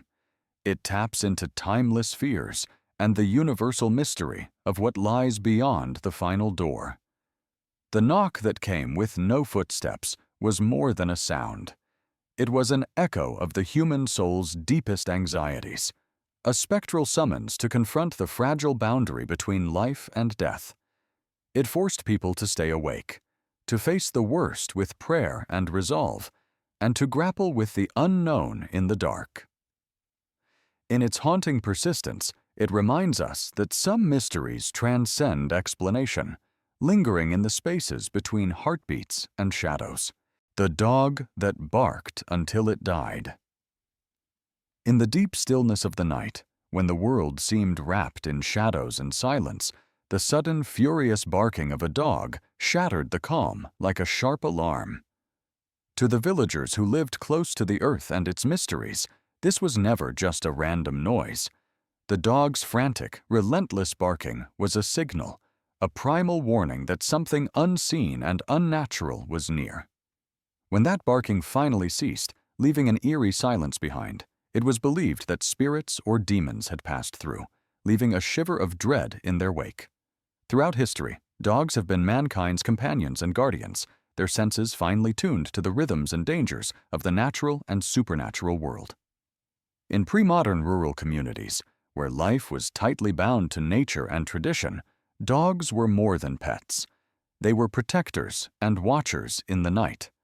Their barking was often the first sign of approaching strangers, wild animals, or other threats. But when dogs barked without clear cause, especially with ferocity and persistence, it was interpreted through a spiritual lens, imbued with meaning far beyond the physical. The belief that dogs could perceive spirits or demons is ancient and widespread. Across cultures, from European villages to Asian hamlets and indigenous tribes, the dog's bark has been seen as a bridge between the human and spirit realms. Dogs were thought to sense presences invisible to human eyes, restless souls, malevolent entities, or supernatural messengers. Their barking was a warning, a cry to alert humans of these otherworldly visitors who brought omens of sickness, death, or misfortune. The phrase, "the dog that barked until it died," captures a haunting image. It was said that such dogs barked themselves into exhaustion, their furious alarm ringing through the night until they fell silent, either from fatigue or a final, fatal encounter. In some tales, the dog's silence marked the moment the spirit passed, either moving on or having claimed its victim. For villagers, this silence was as significant as the barking itself, an unsettling sign that the boundary between the living and the dead had been crossed. Historically, this belief served several functions. It reinforced the role of dogs as guardians, enhancing their value in the community. It also provided a framework for understanding and coping with the inexplicable dangers of the night, from sudden illness outbreaks to unexplained deaths. When a dog's barking preceded tragedy, it was seen not as mere coincidence, but as a spiritual omen, an eerie message that helped communities make sense of loss and fear. In some regions, rituals and customs arose around this belief. Families might light candles, say prayers, or perform cleansing ceremonies after nights when dogs barked violently and then fell silent. These acts aimed to protect the household from lingering evil or to guide the spirits peacefully onward. The dog's barking thus became part of a larger cultural dialogue with the unseen world, a way to acknowledge and respect forces beyond human control. The psychological impact of a dog's barking in the dead of night was profound. It pierced the veil of darkness with urgency and fear, awakening primal instincts in humans to guard, prepare, or flee. When that urgency faded into silence, it left a void filled with uncertainty and dread. What had passed? Was the threat truly gone, or only waiting? The silence was a question hanging heavily in the night air. Even today, echoes of this belief persist. Dogs' behavior is still closely watched for signs of danger or disturbance, and their barking remains a potent symbol in folklore and storytelling.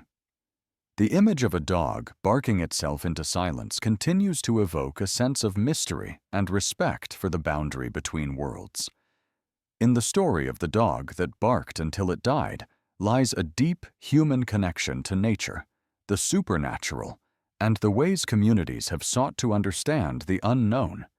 It speaks to the power of instinct, the weight of tradition, and the eternal dance between light and shadow, life and death, seen and unseen. That fierce barking in the dark is not just a sound.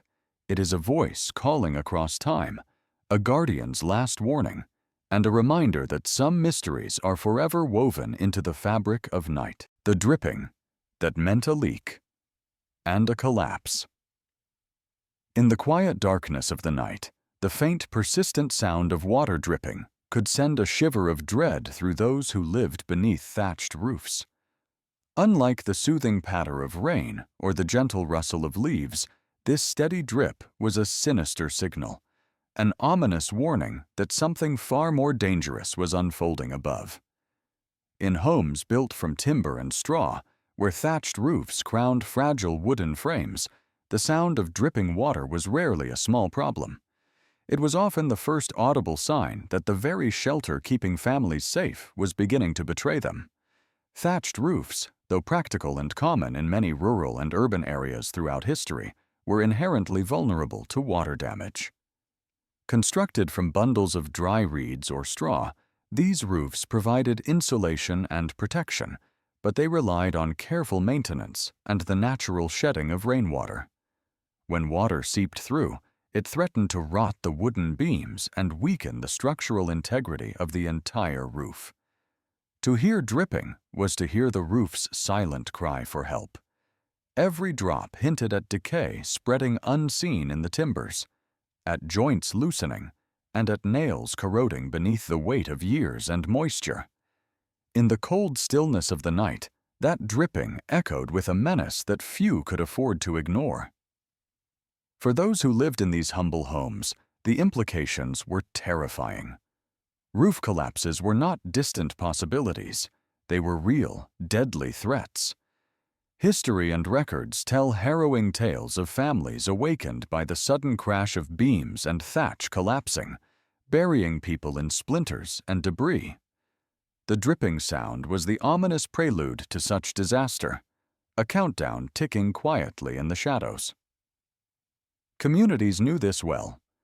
The dripping could mean that the rain had penetrated deeply, or that gutters and drainage were clogged or broken, allowing water to pool and rot essential supports. It was a danger that required vigilance and swift action.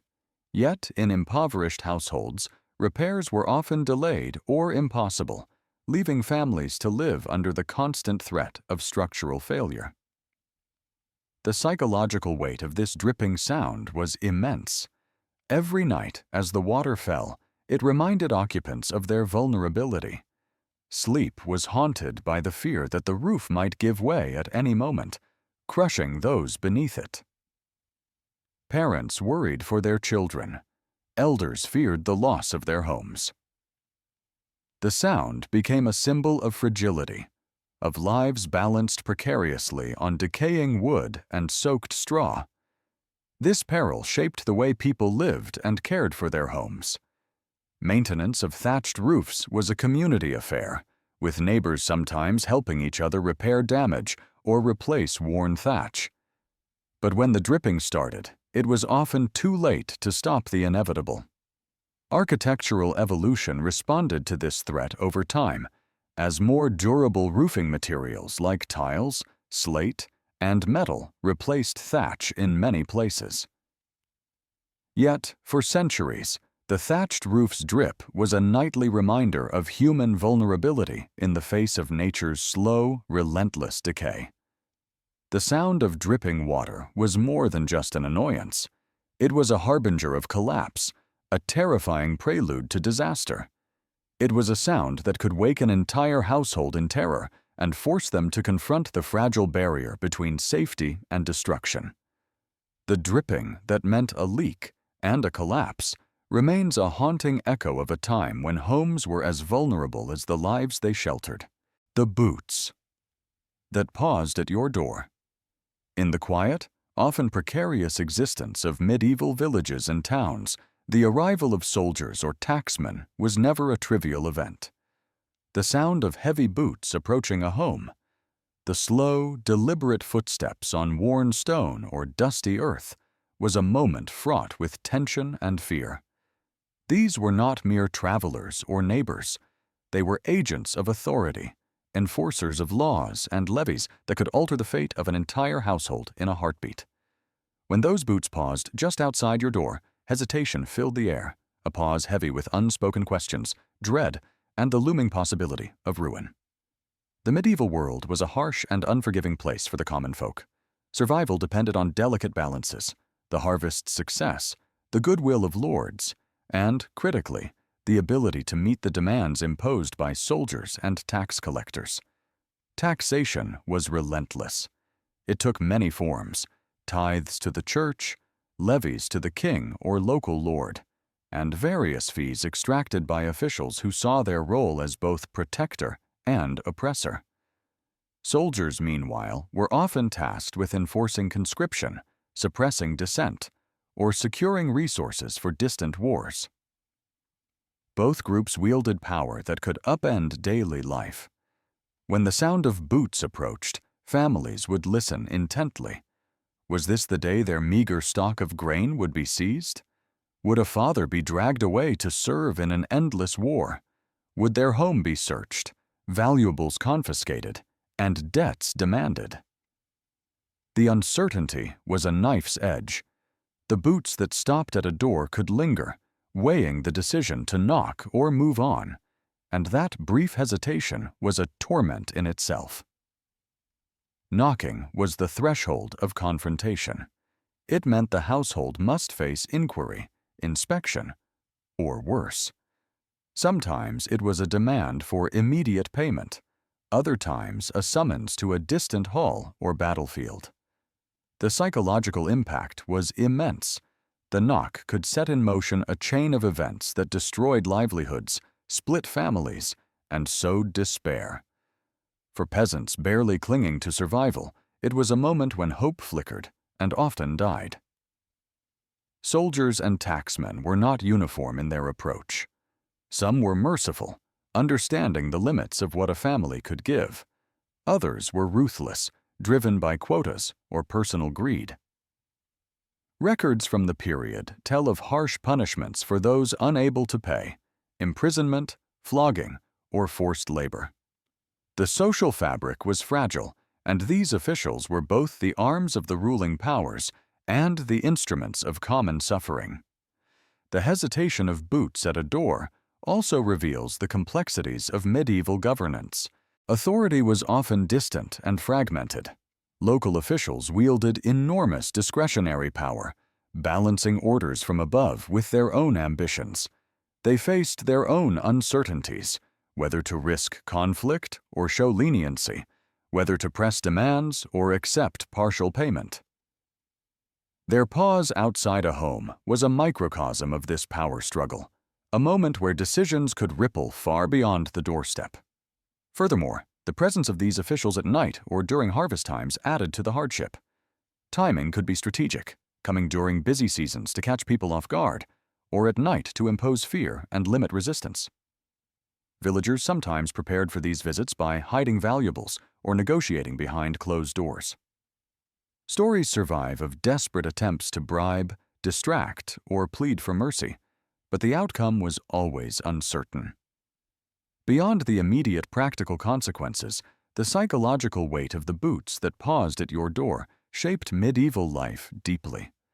The ever-present threat of authorities' intrusion bred anxiety, mistrust, and a sense of vulnerability that permeated communities. It was a reminder that even within the sanctity of one's home, no one was truly safe from the reach of power. This fear and tension also influenced culture. Folk tales, ballads, and local legends often featured the tax collector or soldier as a menacing figure, a symbol of injustice and oppression. The heavy boots became a metaphor for the burdens carried by the common people, echoing through stories passed from generation to generation. Historically, this dynamic played a role in larger social upheavals. Resentment towards harsh taxation and military conscription fueled peasant revolts and social unrest. The hesitation of boots outside a door could be the prelude to rebellion, or the spark that ignited broader resistance. These moments encapsulated the fraught relationship between rulers and the ruled, a balance precarious and often violent. In the end, the boots that paused at your door were more than just the sound of footsteps. They were a herald of the fragile line between security and disaster, peace and conflict, survival and ruin. They embodied the immense power wielded by a few over the many, the intimate invasion of private life by public authority, and the eternal uncertainty faced by those living under medieval rule. For those who lived through it, that pause was a breath held in terror, a moment when the fate of family, home, and future hung on the smallest decision, to knock or to walk away. The echoes of those footsteps still remind us today of a time when the weight of authority was felt most keenly not in grand halls, but at the very threshold of a humble door, the whistle that signaled a secret meeting. The stillness of the night was often broken not by shouted commands or frantic cries, but by a sharp, haunting whistle, an eerie, deliberate signal that carried far beyond the immediate vicinity, slicing through the darkness like a secret code only the initiated could understand. This whistle was not a random noise. It was a carefully crafted message, a call to arms, a summons for the shadowed few who lived outside the law, rebels, thieves, and outlaws who needed a discreet way to gather without alerting the watchful eyes of authorities. Throughout history, such coded whistles became vital tools of clandestine communication. In towns and rural landscapes where surveillance was constant and danger lurked at every corner, the spoken word was too risky. Conversations could be overheard, written notes discovered, but a whistle, echoing softly through the night air, was a perfect cipher. Simple, effective, and elusive. It transcended language, understood only by those who had learned its subtle variations, pitch changes, and rhythms. To those who lived under the constant threat of arrest or betrayal, the whistle was a lifeline. Each pattern or sequence held specific meaning, an instruction to gather at a certain time, a warning of impending danger, or a confirmation that a plan was set in motion. It was a language without letters, a melody of rebellion and survival whispered through the wind. When townsfolk awoke to such distant whistles, a collective unease settled in the air. They knew that beyond the quiet, something illicit was underway. A secret meeting convened in hidden places, a cellar beneath a tavern, a shadowed grove outside the village, or a forgotten cellar door. The whistle announced the presence of forces working against the established order, people risking everything to plot, resist, or steal. The history of these coded calls is rich with stories of daring and danger. From political rebels plotting revolutions to thieves organizing raids, the whistle was their unseen voice. It allowed coordination in the dark, fostering a sense of unity and purpose among outlaws who could not openly trust anyone.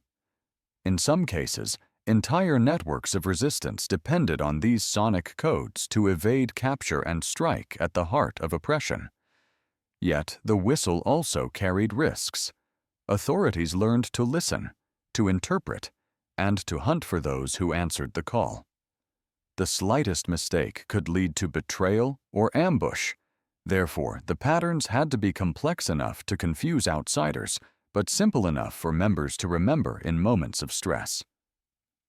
Mastery of the whistle's language was a mark of belonging, trust, and expertise. The whistle's impact extended beyond practical communication. It became a symbol of defiance.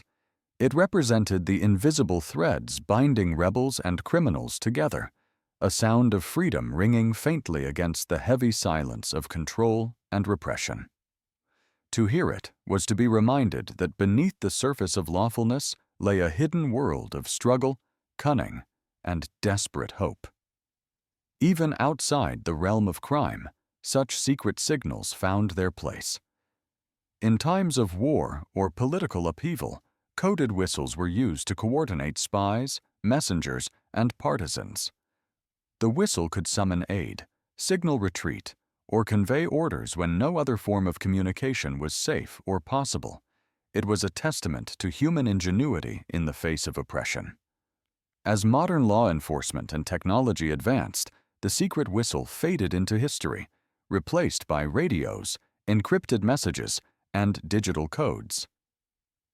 Yet the legacy of that eerie call remains alive in stories, folklore, and the collective imagination. It reminds us of a time when a single haunting whistle could awaken the night and set in motion events that shaped destinies. So, when you hear a whistle in the quiet of the night, imagine not just a simple sound, but a coded message carried through shadows. A call to secret meetings, a signal of rebellion, a whisper of danger. It was the voice of those who dared to resist, who lived by their own rules, and who used the power of sound to keep their secrets safe in the darkest hours. The cry of plague from the street. In the labyrinthine streets of medieval and early modern towns, a cry could shatter the night, a desperate, fearful scream echoing through narrow alleys and shadowed corners. Plague! It was not merely a word, but a raw declaration of terror and isolation. When that cry pierced the air, It was a warning as urgent as any bell or trumpet blast. Danger was near, and all must keep their distance. The plague, most notoriously the Black Death, was a ruthless scourge that devastated Europe and beyond, claiming millions of lives in waves of unimaginable horror. In towns where crowded streets, poor sanitation, and ignorance fueled its spread, the cry of "plague" was a grim signal of death's presence, a community's desperate attempt to protect itself from invisible contagion. Families struck by the disease often faced an agonizing dilemma. On one hand, the instinct to survive demanded isolation, to warn others and prevent further infection. On the other, the basic human need for aid, food, care, and comfort was nearly impossible to fulfill when neighbors fled in fear. The cry of "plague" was thus a double-edged sword, a lifeline of warning, but also a sentence of abandonment. When a family recognized the telltale signs, blackened swellings, fever, vomiting, they shouted their plight into the night, hoping to alert passers-by to steer clear. The piercing cries resounded like a death knell, carrying fear and stigma. Doors were barred, streets emptied, and homes became tombs. The sick were often left to suffer alone, the living forced to choose between compassion and self-preservation. Historical chronicles reveal how the cry of "plague" became part of the grim ritual of survival. In some cities, laws were enacted that required households with infected members to mark their doors with red crosses and shout warnings. This practice institutionalized fear, but also underscored the desperation to slow the spread. The cry was both a social signal and a brutal reality check, a community's raw response to an unseen enemy. The psychological toll was immense. To hear a cry of "plague" meant the invisible threat was close. Death lurked within walls and shadows. Fear twisted relationships, turning neighbor against neighbor. Yet, within this horror, acts of bravery emerged. Caregivers risking their lives to tend the sick, neighbors leaving food at doorsteps, clergy offering prayers and last rites despite the danger. The cry also became a symbol of social breakdown and moral testing. It exposed the limits of human endurance, empathy, and social cohesion. Some fled in panic, others succumbed to despair, while a few faced the plague with courage and resolve. The cries echo the tension between isolation and community, fear and compassion, a struggle as old as humanity itself. Even as modern medicine and quarantine practices evolved, the cry of "plague" remains a powerful metaphor for crisis communication in pandemics. It reminds us of the fragility of social bonds when confronted with contagious disease and the painful choices communities must make. The cry of "plague" from the street was more than a warning. It was a heartbreaking declaration of both vulnerability and resilience.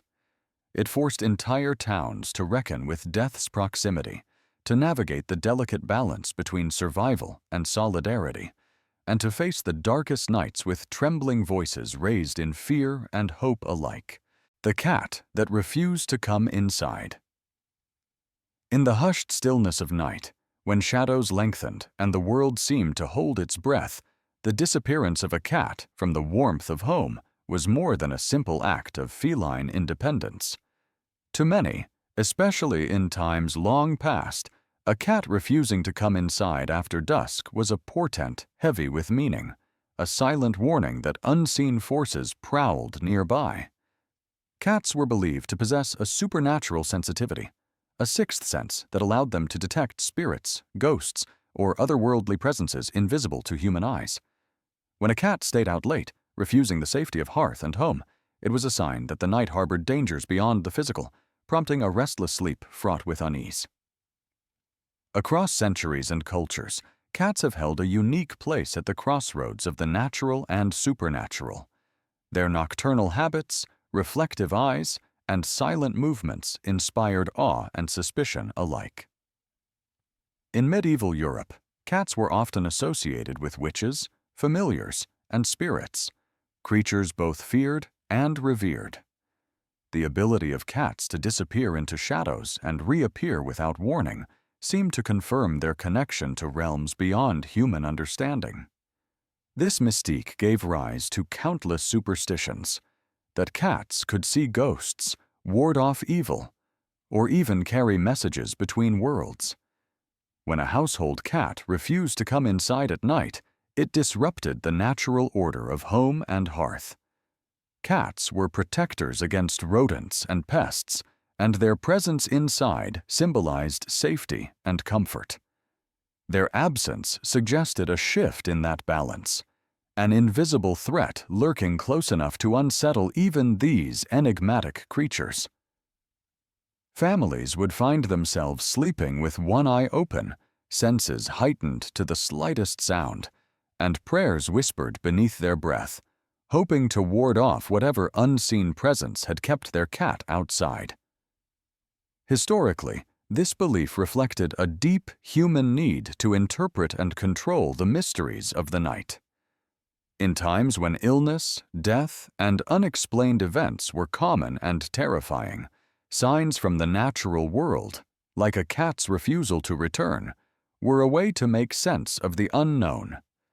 These signals shaped daily life and ritual, prompting protective measures such as lighting candles, hanging herbs like rue or garlic, or reciting prayers and charms to safeguard the household. The cat's nighttime wanderings also connected to ideas about boundaries between the living and the dead, the visible and the invisible. Cats were seen as guardians of these thresholds, able to navigate and perceive the liminal spaces where spirits might linger. Their refusal to come inside was thus interpreted as a message. Something had crossed that boundary, something that humans should fear. Folklore is rich with stories of cats confronting or fleeing from spirits, their behavior serving as both omen and protection. In some tales, a cat's avoidance of home warned of impending death or misfortune. In others, cats were believed to battle malevolent entities, their refusal to enter the house a sign of a spiritual struggle taking place just beyond the threshold. The emotional impact of a cat's absence at night was profound. For many, the quiet home without the comforting presence of their feline companion was unsettling, a physical manifestation of vulnerability. The silence where the cat's gentle purrs or soft footsteps should have been left an emptiness that amplified fear. Families clung to rituals and superstitions to fill that void, seeking solace in tradition and faith. Even in modern times, the symbolism of the cat remains potent. Though many now understand feline behavior through science and psychology, the cultural echoes of their mysterious nature endure. The image of a cat refusing to come inside continues to evoke a sense of mystery and respect for the unseen forces that some believe still walk among us. In the tale of the cat that refused to come inside, we find a story of ancient fears and hopes, of the delicate balance between the known and the unknown. It reminds us that throughout history, humans have looked to animals not just for companionship, but as guides through the dark realms of spirit and superstition. That solitary cat, lingering at the edges of night, is more than a creature of fur and whiskers. It is a silent sentinel, a bearer of warnings, and a keeper of secrets whispered on the wind. And when it stays out beyond the hearth's glow, it calls us to awaken our own senses, to watch, to listen, and to hold close the fragile light of protection as the shadows deepen. The child who wandered out of bed. In the shadowed hours of night, when darkness wrapped the world in a silent shroud, the disappearance of a child from their bed was every parent's deepest nightmare. In times before the safety measures and comforts of modern homes, when doors were often left unlatched and windows unbarred, the simple act of a child wandering out into the night carried grave risks. Whether drawn by sleepwalking or driven by fevered delirium, these vanished children set off desperate searches that stretched through the long, cold hours before dawn. The vulnerability of children in these times was stark and immediate. Nighttime brought with it dangers that today feel distant, but then were ever present. Bitter cold seeped into bones, threatening hypothermia. Wild animals, wolves, foxes, or stray dogs, roamed nearby, drawn by the sense of human habitation, but ready to strike. The dark held unknown terrors, both natural and human, and a child alone in that expanse was perilously exposed.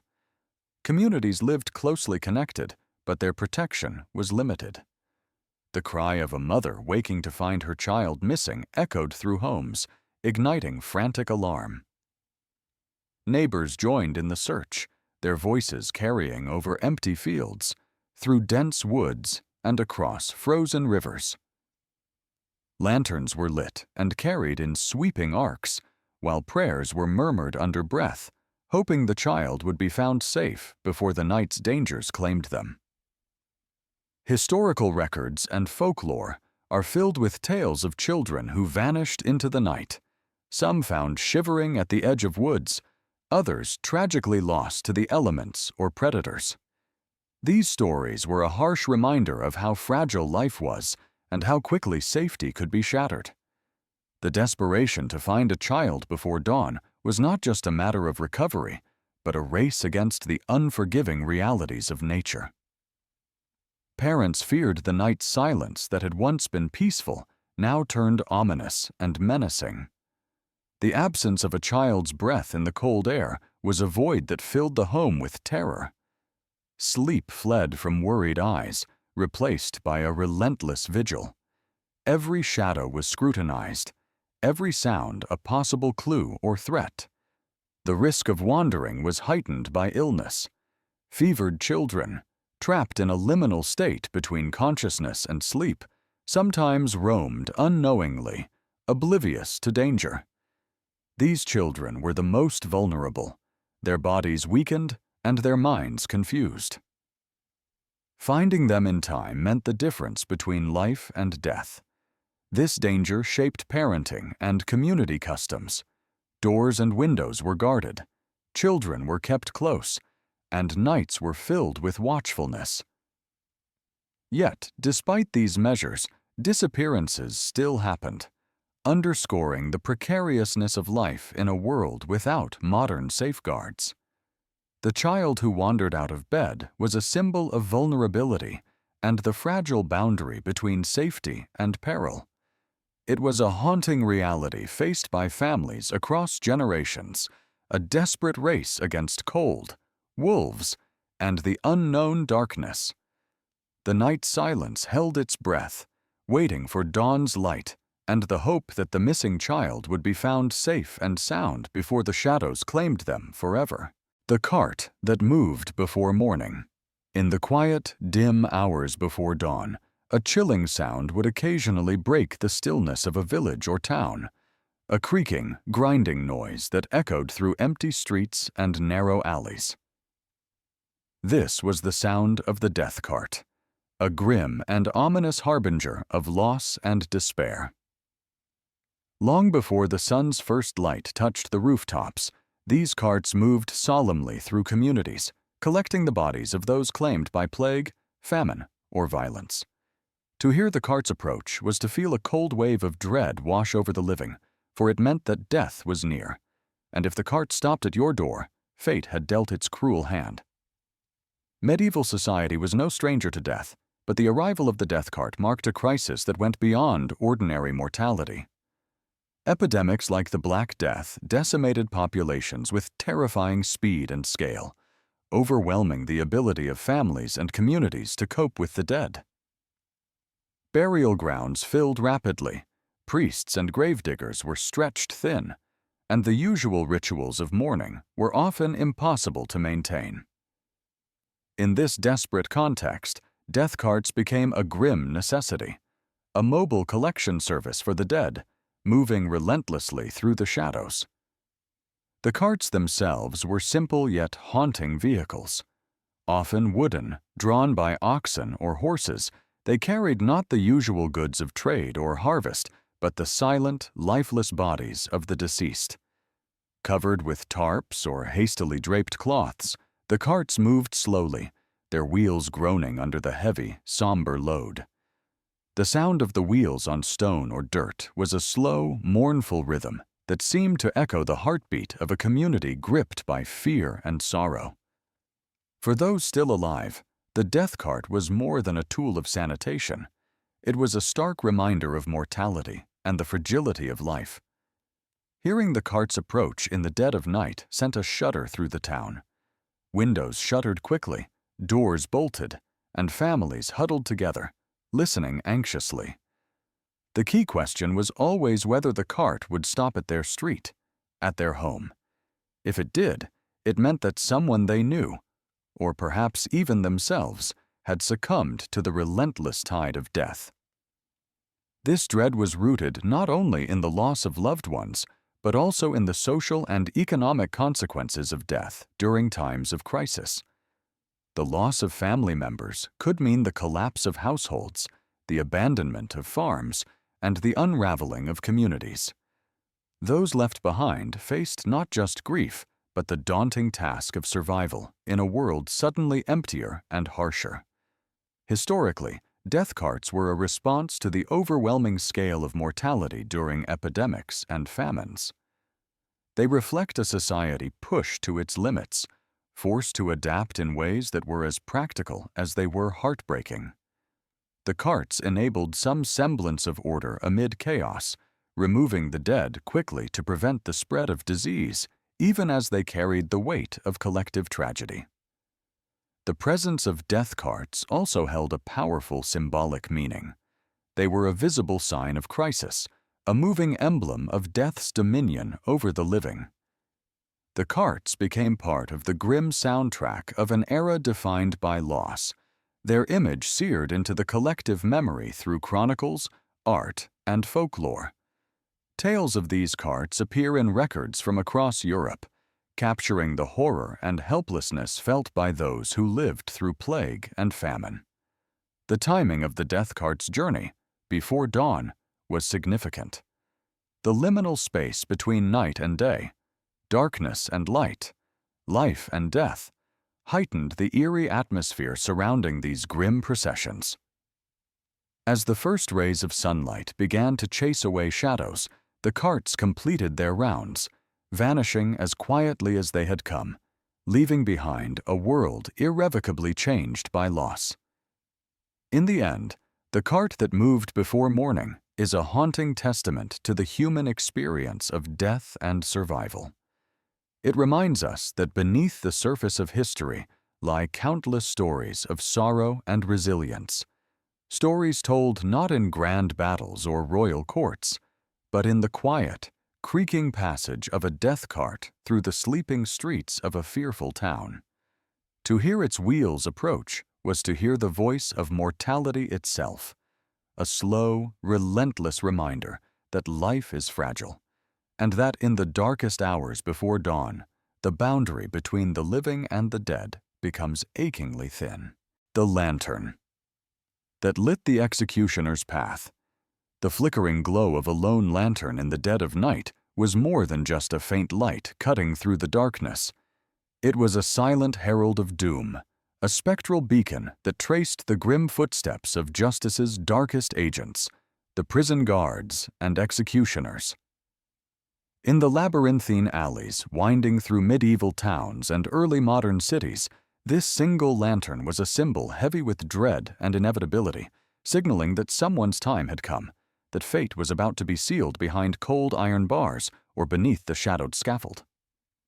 In an era before electric lights or official escort vehicles, the lantern served as both guide and warning.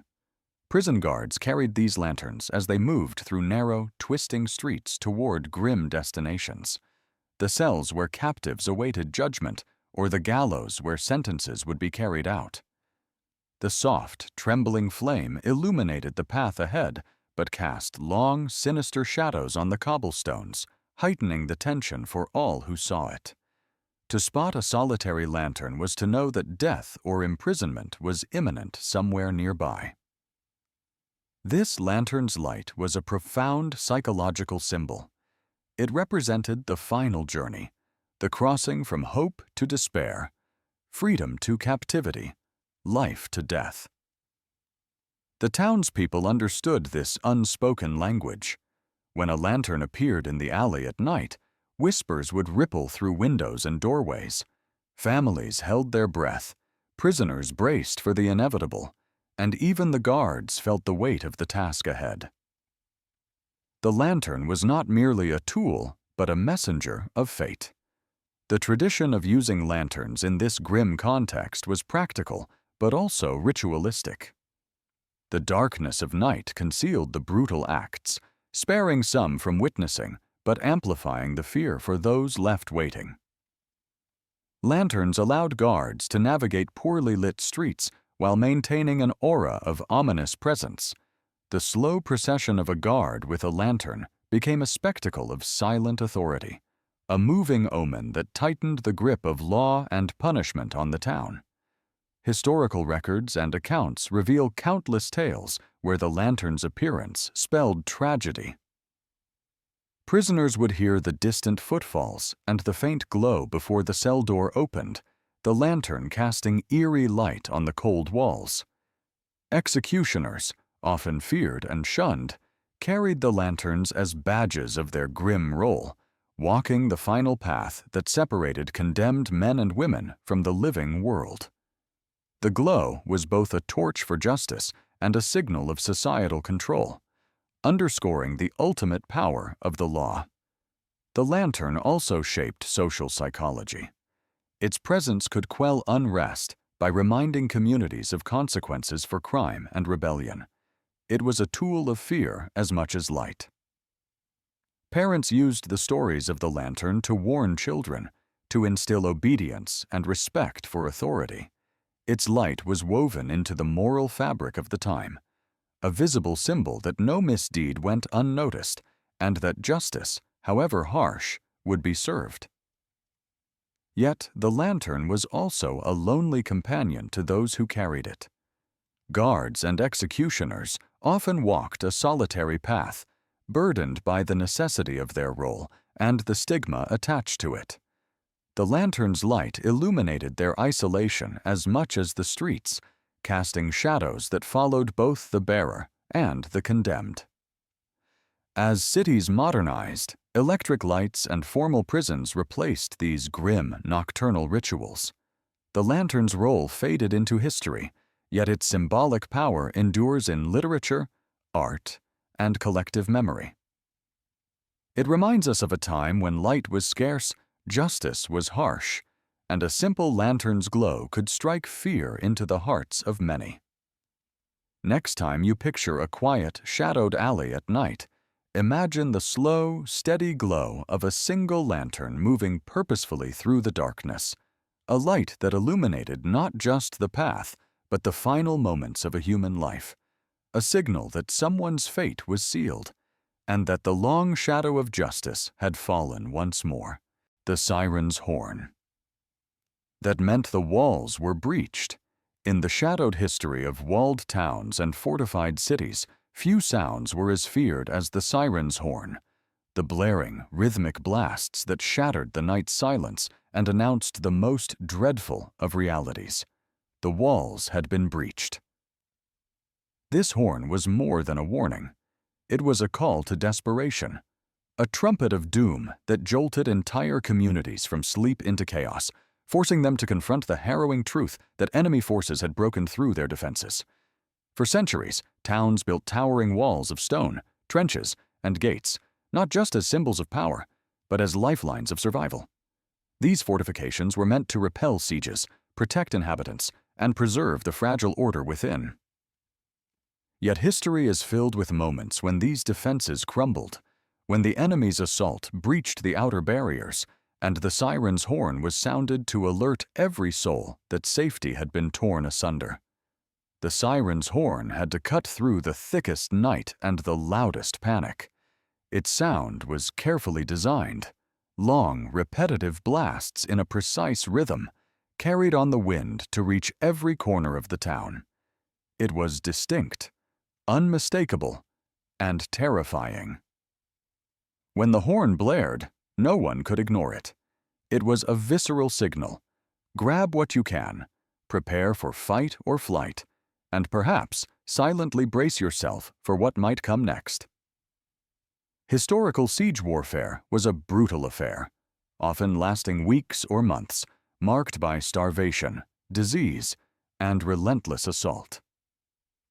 But the moment the walls were breached was singular, an instant when fear and chaos overwhelmed strategy and hope. The horn's call triggered a frenzy. Families awoke to screams, soldiers readied weapons, and civilians scrambled for shelter or escape. There was no time for reasoned plans, only raw survival instincts. The breach itself was a nightmare scenario. Attackers poured through gaps made by battering rams, siege towers, or undermined walls.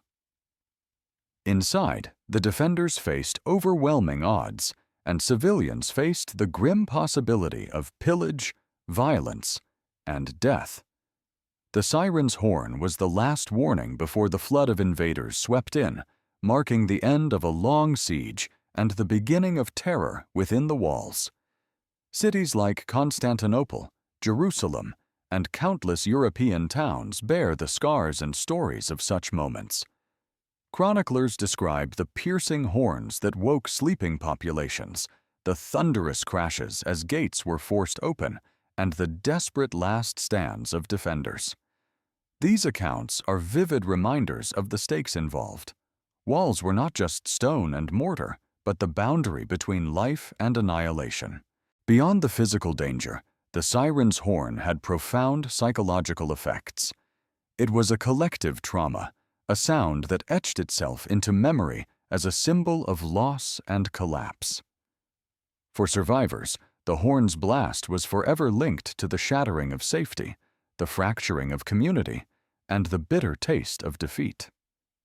It became a legend, a haunting reminder passed through generations. The horn also embodied the tension between preparation and panic. Towns invested heavily in early warning systems precisely to avoid surprise. Lookouts posted in high towers scanned horizons, listening for the first signs of assault. When the breach was detected, the horn served to marshal defenses and signal non-combatants to seek refuge or flee. Yet, despite all measures, the moment the horn sounded was often the last chance, a line crossed beyond which survival was uncertain. Interestingly, the use of horns and other acoustic signals was widespread across cultures and eras.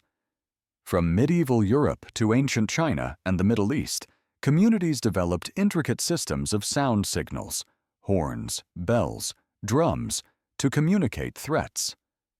The siren's horn was part of a universal language of alarm, a primal call that could unite or scatter a populace in seconds. In many siege accounts, the sound of the horn is described with a sense of almost supernatural dread. It was said that the horn could raise the dead in the minds of the terrified, a sound that summoned not just defenders, but ghosts of fallen warriors, the weight of history, and the ever-present specter of death. To hear the horn was to confront mortality head-on. Despite the horror it announced, the siren's horn also symbolized resilience. It was a final call to arms, a rallying cry for those still willing to fight for their homes and families. Some defenders answered with fierce resistance, turning breaches into killing grounds, buying precious time or turning the tide. The horn was a sound of defiance as much as despair. With the evolution of warfare and technology, such horns faded, replaced by cannons, radios, and modern alarms. Yet the legacy of the siren's horn endures in stories, literature, and the collective memory of humanity's struggle to protect what is dear. It reminds us of the fragility of security and the raw human emotions ignited by the breach of defenses. The siren's horn that meant the walls were breached was not just a sound. It was the audible edge of catastrophe. It was the shattering of normalcy, the summoning of courage and fear in equal measure, and the urgent reminder that life could change irrevocably in moments. When that horn blared in the night, it meant the fight for survival was immediate, and that some might never see the dawn. The candle. That wasn't yours. In the depths of night, when darkness enveloped the world and silence reigned supreme, the faint glow of a candle outside your window or flickering beneath your door was no ordinary light. It was a signal, a warning, and often a threat. To see a candle that was not yours burning near your home was to know that someone was watching or hunting. It was a presence lurking just beyond the threshold, a reminder that the night was filled with eyes unseen and intentions unknown. You did not open the door. You did not peek outside. Because in those moments, to reveal yourself was to invite danger, to surrender your safety to the shadows that crept in with the light. Throughout history, candlelight was the primary source of illumination after sunset, but it was also a powerful tool of communication and psychological warfare. Unlike the bright glare of modern electric lights, the candle's soft, trembling flame was easily controlled and concealed, making it an ideal instrument for secret signals. In the complex, often brutal societies of the past, a candle placed outside a target's home was a deliberate act, a message wrapped in flame. It spoke of surveillance, threat, and the possibility of violence. This was a time when light was not just warmth and safety, it was also a weapon of fear. The candle that wasn't yours carried many meanings, depending on the era and culture. In medieval towns, where law enforcement was harsh and arbitrary, a candle placed by the door could mean that tax collectors had arrived and that payment was demanded. Or else, it could signal that bounty hunters or soldiers were staking out a location, ready to seize a fugitive or enforce an order.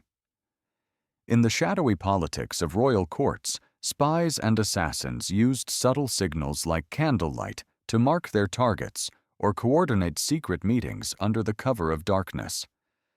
In some cases, candlelight was a mark of a supernatural threat. Folklore tells of cursed houses and haunted streets where a ghostly candle might burn eternally, signaling a restless spirit's presence or a sinister curse. Villagers would avoid such homes, fearing that the candle's glow was an invitation to evil forces or a beacon for malevolent creatures of the night. This intertwining of superstition and reality created a heightened atmosphere of dread around any candlelight that was not one's own. Psychologically, the presence of a foreign candle outside your window shattered the fragile barrier between safety and threat. It played upon primal fears of being watched, hunted, or trapped. In eras without modern surveillance, the night was a time of vulnerability. The sudden appearance of a candle was a form of intimidation that exploited this vulnerability, turning light into a weapon of anxiety. The silence that accompanied it only deepened the unease. No footsteps, no voices. Just the steady, hypnotic flicker of a flame. Historical records abound with accounts of candlelight used as signals during raids, arrests, and secret operations. During times of war or rebellion, insurgents and royal forces alike used candle signals to communicate positions, warn of approaching danger, or coordinate movements. For the ordinary person caught in the middle, a candle outside the door might mean imminent arrest, confiscation of goods, or worse. In tightly controlled societies, these signals were also a means of social control, a way to remind the populace that they were watched, even in the supposed safety of their homes. The ritual of ignoring such a candle was itself a survival tactic. Opening the door meant risking confrontation with whoever wielded the flame as a weapon. It was better to remain silent, to wait until the candle went out or until dawn. Families taught their children to recognize this signal and to respond with fear and caution rather than curiosity. The candle became a silent threat, a test of courage and restraint. This silent drama between light and shadow reflected the broader struggle between power and freedom. The candle outside your window was a reminder that your life, your movements, and your very safety could be controlled or threatened by forces beyond your control. It symbolized the precariousness of existence in a world ruled by fear, suspicion, and violence. Even in modern times, the image of a candle outside a door carries symbolic weight, evoking ideas of vigil, warning, and remembrance. Though technology has replaced candles as tools of surveillance and threat, the primal fear inspired by a foreign light at night remains embedded in our cultural memory. The candle that wasn't yours is more than just a flickering flame. It is a beacon of warning, a silent herald of danger, and a testament to the shadows that have always haunted the edges of human life. It reminds us that light can be as much a symbol of fear as it is of hope, and that sometimes the greatest threat comes not from the darkness itself, but from the flame that pierces it with intentions unknown. In that quiet glow outside your window lies a story of human vulnerability, resilience, and the eternal dance between illumination and shadow. It is a warning passed down through history, whispering to us across centuries. When the candle is not yours, do not open the door. Wait. Watch. Survive. The thunder that made the church shake. In the centuries before modern meteorology and scientific understanding, the sudden roar of thunder was not merely a natural phenomenon. It was a sound that shook the very foundations of belief and life itself. When storms rolled through medieval villages, the booming thunderclaps rattled wooden homes and even the stout stone walls of churches, sending shockwaves of fear and awe through those who heard them. For many, the thunder was far more than weather. It was a divine message, a fearful punishment, and a call to reckon with unseen powers. The physical impact of storms in those times was intense. Houses built from timber and wattle shook under the assault of gale-force winds, and the thunder's explosive cracks could cause windows to tremble or even shatter. Stone churches, seemingly immovable symbols of faith and sanctuary, echoed the thunder's fury in deep, resonant vibrations that seemed to awaken the spirits within. The ground itself appeared to tremble, reinforcing the sensation that these were moments when the world itself was angry or unsettled. Without the scientific frameworks we have today, these powerful natural events were deeply mysterious. Villagers had no understanding of atmospheric electricity or weather systems. Instead, their explanations were rooted in religion and folklore. Thunder was often perceived as the voice of God, or the clamor of angels and demons locked in cosmic battle. It was punishment for sins, a warning to repent, or a sign of apocalyptic forces at work. The church, central to medieval life, became the stage on which these dramas were played out in the minds of the faithful. Historical texts and sermons from the Middle Ages reflect this mindset vividly. Clergy preached that storms were divine wrath unleashed upon the wicked, urging communities to confess sins and seek forgiveness. Tales abounded of thunderclaps as punishments for blasphemy, heresy, or moral failings. The thunder was a terrifying reminder that humans lived under the gaze of an omnipotent and sometimes wrathful deity. In many villages, the onset of a thunderstorm triggered communal rituals and frantic prayers. People would rush to church, clutching rosaries and holy relics, seeking protection from the storm's wrath. Bells were rung to ward off evil spirits believed to ride the storm clouds, and candles were lit to guide lost souls and appease the divine forces. These acts were desperate attempts to regain control and find safety amid the overwhelming power of nature. The thunder's psychological impact was profound. It broke the calm of daily life, shaking not only buildings but also the minds of those who heard it. Fear mixed with awe, and the unpredictable violence of storms reminded communities of their fragility and dependence on higher powers. Stories passed down through generations spoke of thunder as a voice that could punish individuals or entire villages, reinforcing social order through divine fear. Architecturally, the construction of churches and homes reflected attempts to withstand these natural assaults. Thick stone walls, buttresses, and sturdy wooden beams were built not only for durability, but as a bulwark against the forces perceived as divine and destructive. Yet, despite these efforts, the thunder's booming voice remained a terrifying presence, shaking walls and spirits alike. The cultural significance of thunderstorms extended beyond fear. They were moments of communal experience when neighbors gathered, prayers united, and stories were told to make sense of the fury overhead. The storms became woven into the fabric of local folklore, inspiring art, music, and literature that captured the tension between human vulnerability and cosmic power. With the passage of time and the rise of scientific understanding, the thunder's voice lost much of its mystery and terror. Today, we know the causes of lightning and thunder, and storms are forecasted and monitored with precision. Yet the echoes of those ancient fears linger in the way storms still command attention and respect.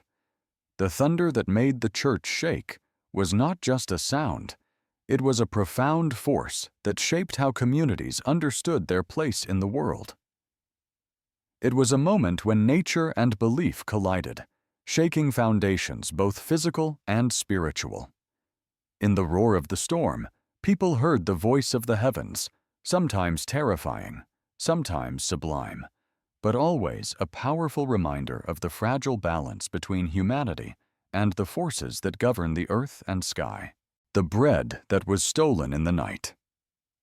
In the harsh reality of medieval life, where survival often hinged on the smallest reserves of food, waking in the cold, gray light of dawn to discover that your bread was stolen was a blow that went far beyond mere hunger. Bread was not just sustenance, it was life itself, the daily assurance that you and your family might live another day.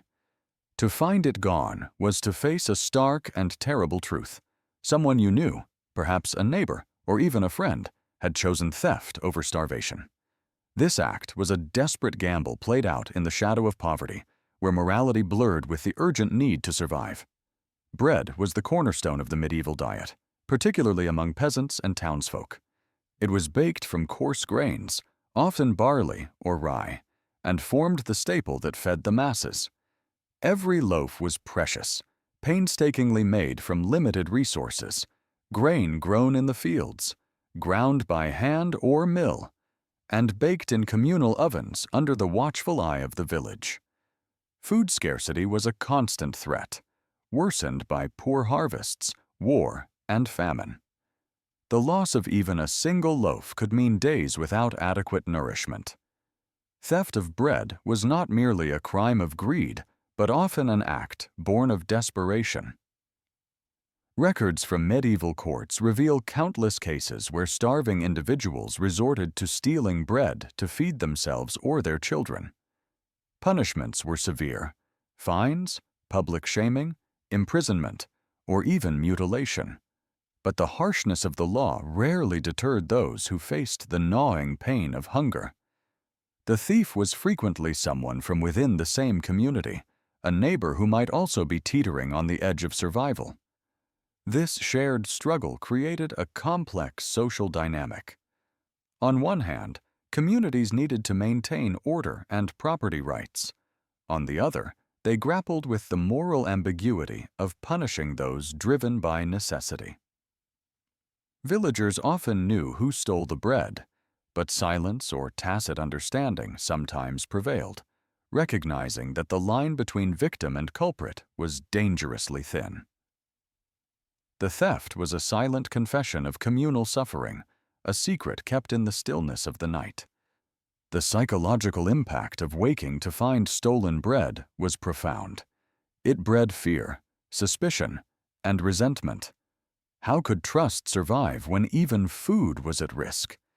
Yet it also revealed the fragile bonds that held communities together. Neighbors who stole from neighbors were not faceless criminals, but familiar figures. Caught in the merciless grip of poverty, this tension between survival and social cohesion defined much of medieval rural and urban life. Historically, bread theft was symptomatic of larger systemic problems. Feudal obligations often left peasants with barely enough to eat after paying tithes and taxes to lords and the church. Economic inequality, coupled with frequent crop failures and the unpredictability of medieval agriculture, created cycles of scarcity. The bread stolen in the night was a symptom of these deeper struggles, a tangible marker of the hardships faced by ordinary people. Theft also had a spiritual dimension. Bread was imbued with religious significance as the staff of life and a symbol of Christ's body in Christian belief. Stealing bread was thus not just a material loss, but a moral and spiritual transgression, adding layers of guilt and fear to the act. Confession and penance might follow, but for the hungry, the need to eat often outweighed spiritual consequences. Communal ovens and bread-making rituals underscored bread's central role. Villages often had strict rules about when and how bread was baked and shared. Theft disrupted these rhythms, threatening not only individual families, but the collective order. The loss of bread in the night was a rupture in the cycle of life and labor, a crack in the delicate fabric of medieval society. The consequences extended beyond the immediate household. Hunger weakened bodies and minds, making people more vulnerable to disease and less able to work the fields or craft their trades. The stolen bread thus represented not just a meal lost, but a potential spiral into deeper poverty and despair. The silent night theft could precipitate a cascade of hardship that echoed through families and communities. Yet, amid the fear and hardship, there was resilience. Stories from the past speak of neighbors sharing secret loaves, of communities rallying in times of famine, and of simple acts of kindness that sustained people through the darkest hours. The stolen bread, painful as it was also a testament to the human will to survive and the complex interplay of desperation and compassion. In the end, the bread that was stolen in the night tells a story far larger than theft. It speaks to the heart of medieval life, the constant tension between survival and morality, scarcity and community, fear and hope. It reminds us that behind every stolen loaf lay a human story marked by struggle, courage, and the unyielding quest for life. To awaken and find your bread gone was to confront the raw realities of existence, a reminder that in the quiet darkness, even the simplest things were fought for with everything one had. The midwife running with no shoes. In the dim glow of flickering lanterns and the thick cloak of night, there was one figure whose hurried, barefoot sprint through the streets brought both hope and fear to the hearts of those who glimpsed her. A midwife running with no shoes. This was no ordinary sight, no casual movement through a sleeping village or town. To see a woman running barefoot after dark was a sign that an emergency had struck, a birth unfolding in precarious moments, or worse, a death so terrible that delay was impossible. This haunting image, etched deeply into the history of countless communities, carries a story of life, death, urgency, and the relentless bravery of those who stood between the two. Long before the advent of modern medicine, before hospitals or ambulances, childbirth was an event that took place in the home, surrounded by family, neighbors, and, crucially, the midwife.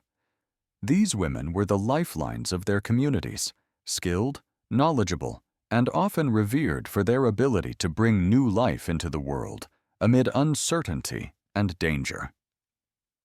The role of the midwife was sacred but fraught with peril, for childbirth was unpredictable and could shift from joyous anticipation to desperate emergency in moments. The sight of a midwife running barefoot through the night was a vivid symbol of this peril.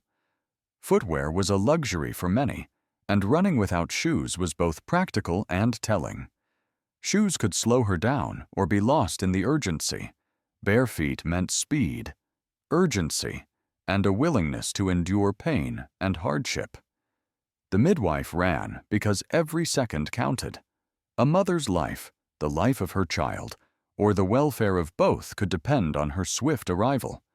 She was a healer racing against time, fate, and nature itself. Historically, the conditions surrounding childbirth were often grim. Infection, hemorrhage, obstructed labor, and countless other complications loomed as constant threats. Without modern antiseptics, anesthesia, or surgical intervention, a midwife's skill and quick response were the only shields against tragedy. The community knew that when a midwife ran bare of shoes, it meant a birth was imminent and danger near. It was a call to attention, a communal moment suspended between hope and dread. Yet, the midwife's night runs could signal not just new life, but death as well. In a world where disease and poor sanitation were rampant, many births ended in fatality for mother or child.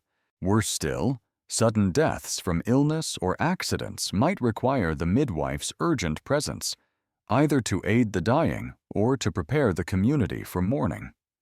Her barefoot dash could mean that someone was slipping from life's grasp, a moment too critical to wait for light or assistance.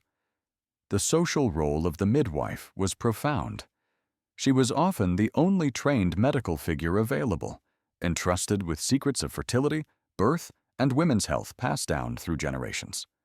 Her work was a blend of science, tradition, and spiritual care, balancing herbs, chants, practical knowledge, and emotional support.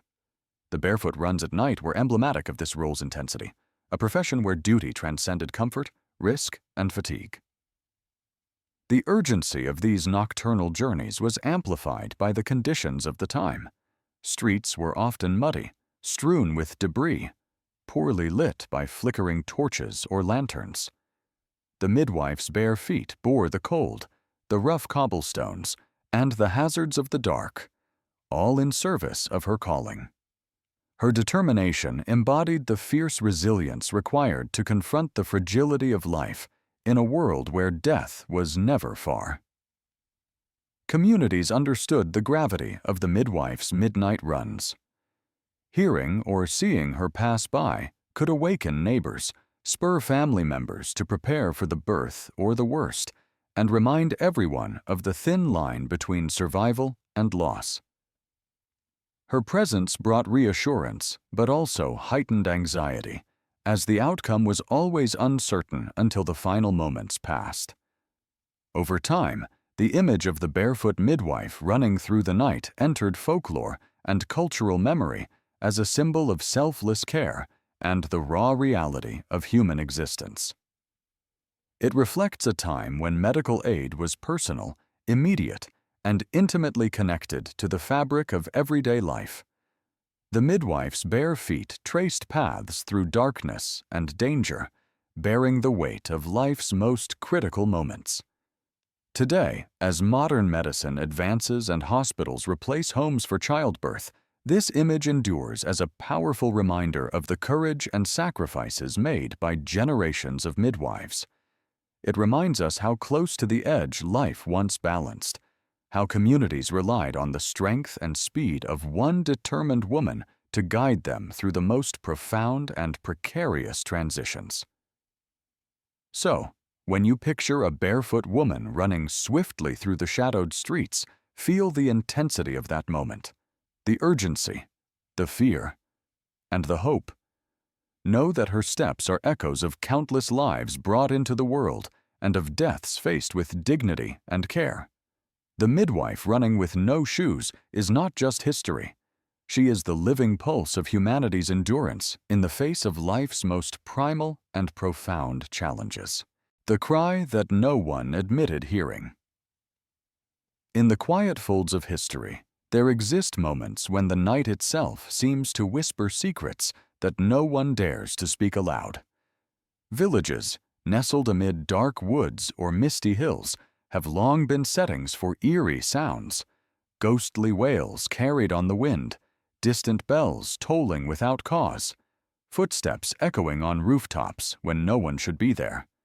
These cries of the night, strange and unsettling, often passed through the collective memory as half-truths, stories told in hushed tones, and then denied come morning. The phenomenon of the cry that no one admitted hearing was rooted in human fear and superstition. When the impossible seemed to manifest, unseen voices, unexplained noises, villagers faced a choice: to confront the unknown or to bury it beneath denial. The morning after such nights often brought uneasy silences, broken only by wary glances and whispered refusals to acknowledge what had been heard. It was as if admitting the cry might invite the darkness back, that giving it reality might unleash it again. These sounds were woven deeply into the cultural fabric of rural life. In many communities, they were interpreted as omens, warnings from restless spirits, heralds of death, or signs of curses laid upon the land. The wails might signal the passing of a soul, the bells an unmarked funeral, and the footsteps a ghostly visitation. Such interpretations created a tension between belief and disbelief, between the desire to protect oneself through faith and the instinct to reject what could not be controlled. Psychologically, the cry that no one admitted hearing revealed much about communal coping with fear. Denial served as a shield, a way to maintain order and sanity in the face of inexplicable phenomena. If a village openly acknowledged ghostly noises, panic might spread, superstition could escalate, and social cohesion might unravel. Silence and denial became tools of survival, a tacit agreement to live with the mystery without confronting it.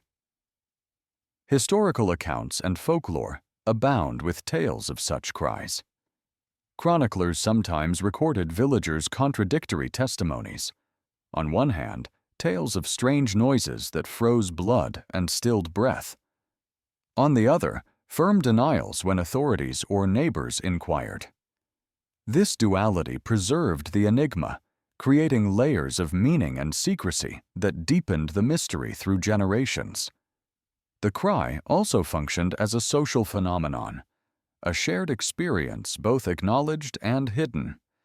It bonded communities through a collective secret, a silent pact that some things were best left unsaid. In some traditions, ritualistic actions followed these cries: prayers whispered at dawn, protective symbols drawn on doors, or communal vigils held in silence. Yet public acknowledgement was rare, and those who spoke openly often faced suspicion or ridicule. The interplay between the supernatural and the psychological is central to understanding this cry. It lies at the crossroads of folklore, fear, and the human mind's need to explain the unexplained. The sounds might have been natural phenomena: wind through chimneys, animals on rooftops, distant church bells, misinterpreted by minds primed to expect the eerie. Yet the emotional truth of those cries, the dread and fascination they provoked, is undeniable. Even in literature and art, the motif of the unadmitted cry resonates deeply. It symbolizes the tension between reality and the unknown, between collective memory and the desire to forget. It captures a universal human experience, the encounter with mystery and the simultaneous impulse to deny it for fear of what acknowledging it might mean. Today, with modern explanations and scientific understanding, such cries are often explained away, but their emotional power endures. They remind us that some fears are ancient, that the unknown still haunts the edges of our perception, and that communities, past and present, have grappled with the unspoken in ways both profound and poignant. The cry that no one admitted hearing was more than a ghostly sound. It was a reflection of humanity's deepest fears, a shared silence that spoke volumes. It taught lessons about the power of denial, the bonds of community, and the fragile balance between confronting and escaping the unknown. And in its echo lies a timeless story of mystery, fear, and the enduring shadow of the unseen. The cough that spread through the walls.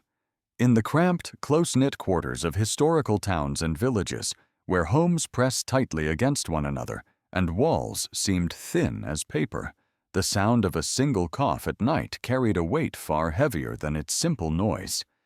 It was a chilling reminder that illness was not contained by doors or thresholds.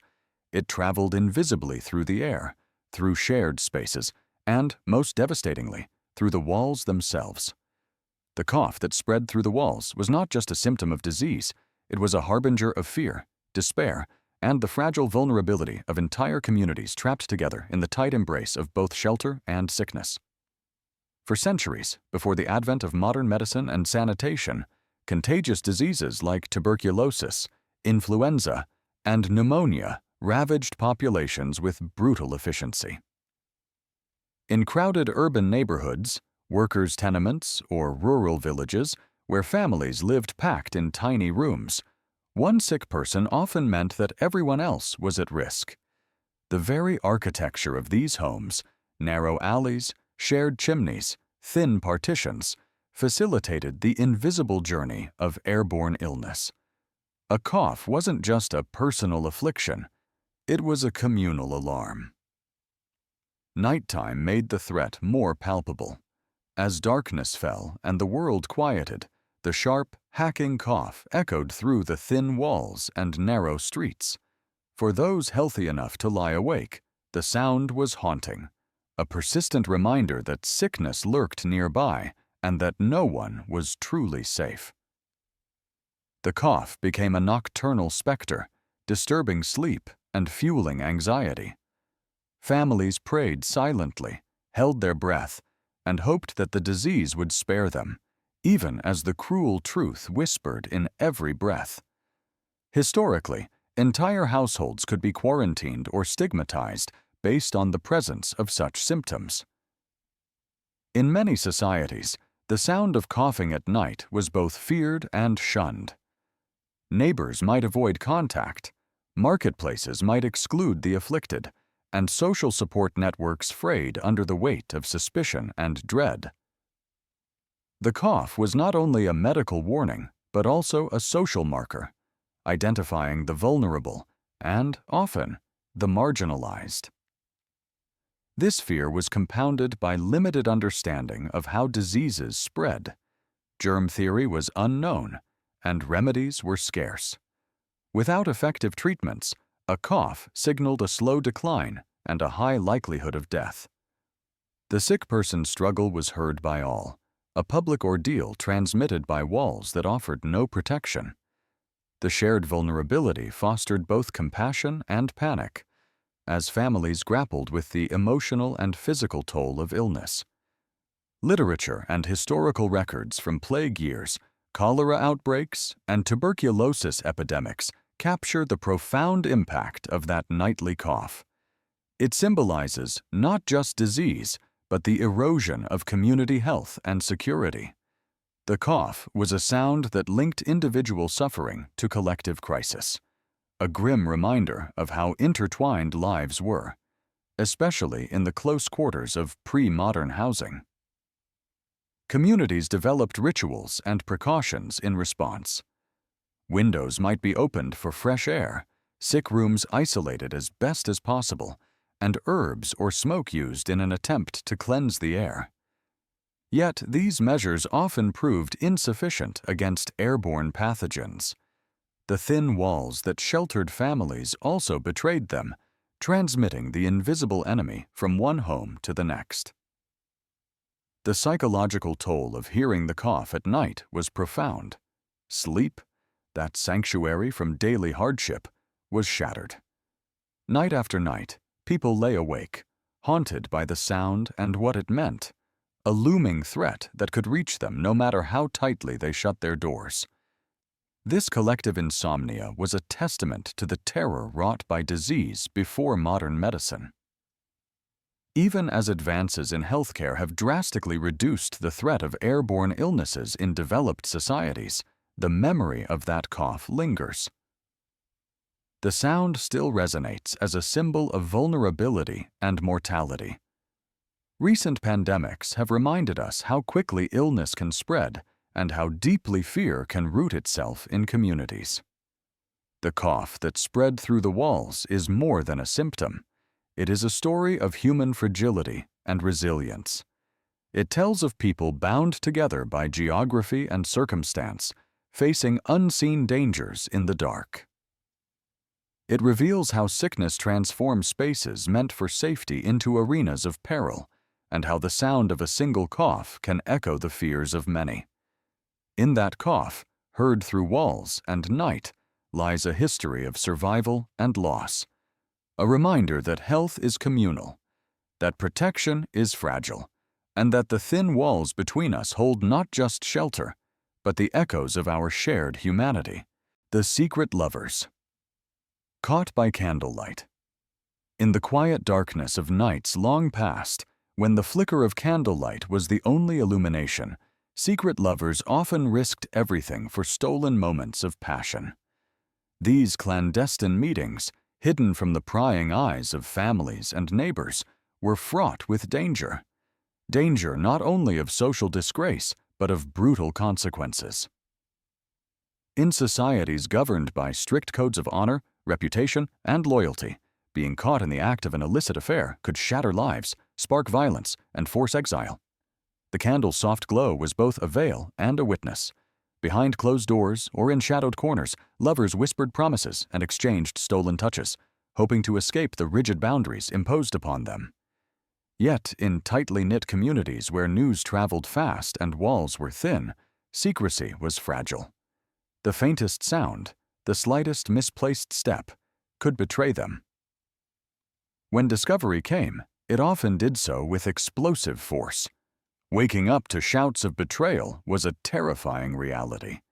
The night air, once filled with whispered, sweet nothings, could quickly erupt into angry confrontations. Families, fueled by honor and fear of scandal, sometimes reacted with harsh severity. Punishments ranged from social exile, being cast out from one's community or family, to physical violence, duels, or public humiliation. Such repercussions served as grim warnings to others who might defy societal norms. Historical accounts reveal the tragic consequences of these discoveries. In certain cultures and periods, an affair was not merely a private failing, but a public crime against family and community honor. The ripple effects could destroy marriages, tear apart families, and forever alter the course of lives. Even those who escaped violence often bore scars of shame and isolation. The candlelight itself became a symbol of both romance and danger, a fragile flame illuminating fleeting happiness and looming peril. It represented the thin line between love and betrayal, between passion and punishment. In literature and art, the motif of lovers caught by candlelight recurs, capturing the tension and tragedy of these secret rendezvous. Communities enforced strict moral codes, and the consequences of breaking them reinforced social order. Yet, beneath the threat of punishment lay the undeniable human yearning for connection and intimacy. The secret lovers dared to defy norms, knowing well the risks they faced under the fragile candle's glow. This reality shaped social behaviors and spaces. Lovers sought ever more hidden places, coded signals, and trusted confidants.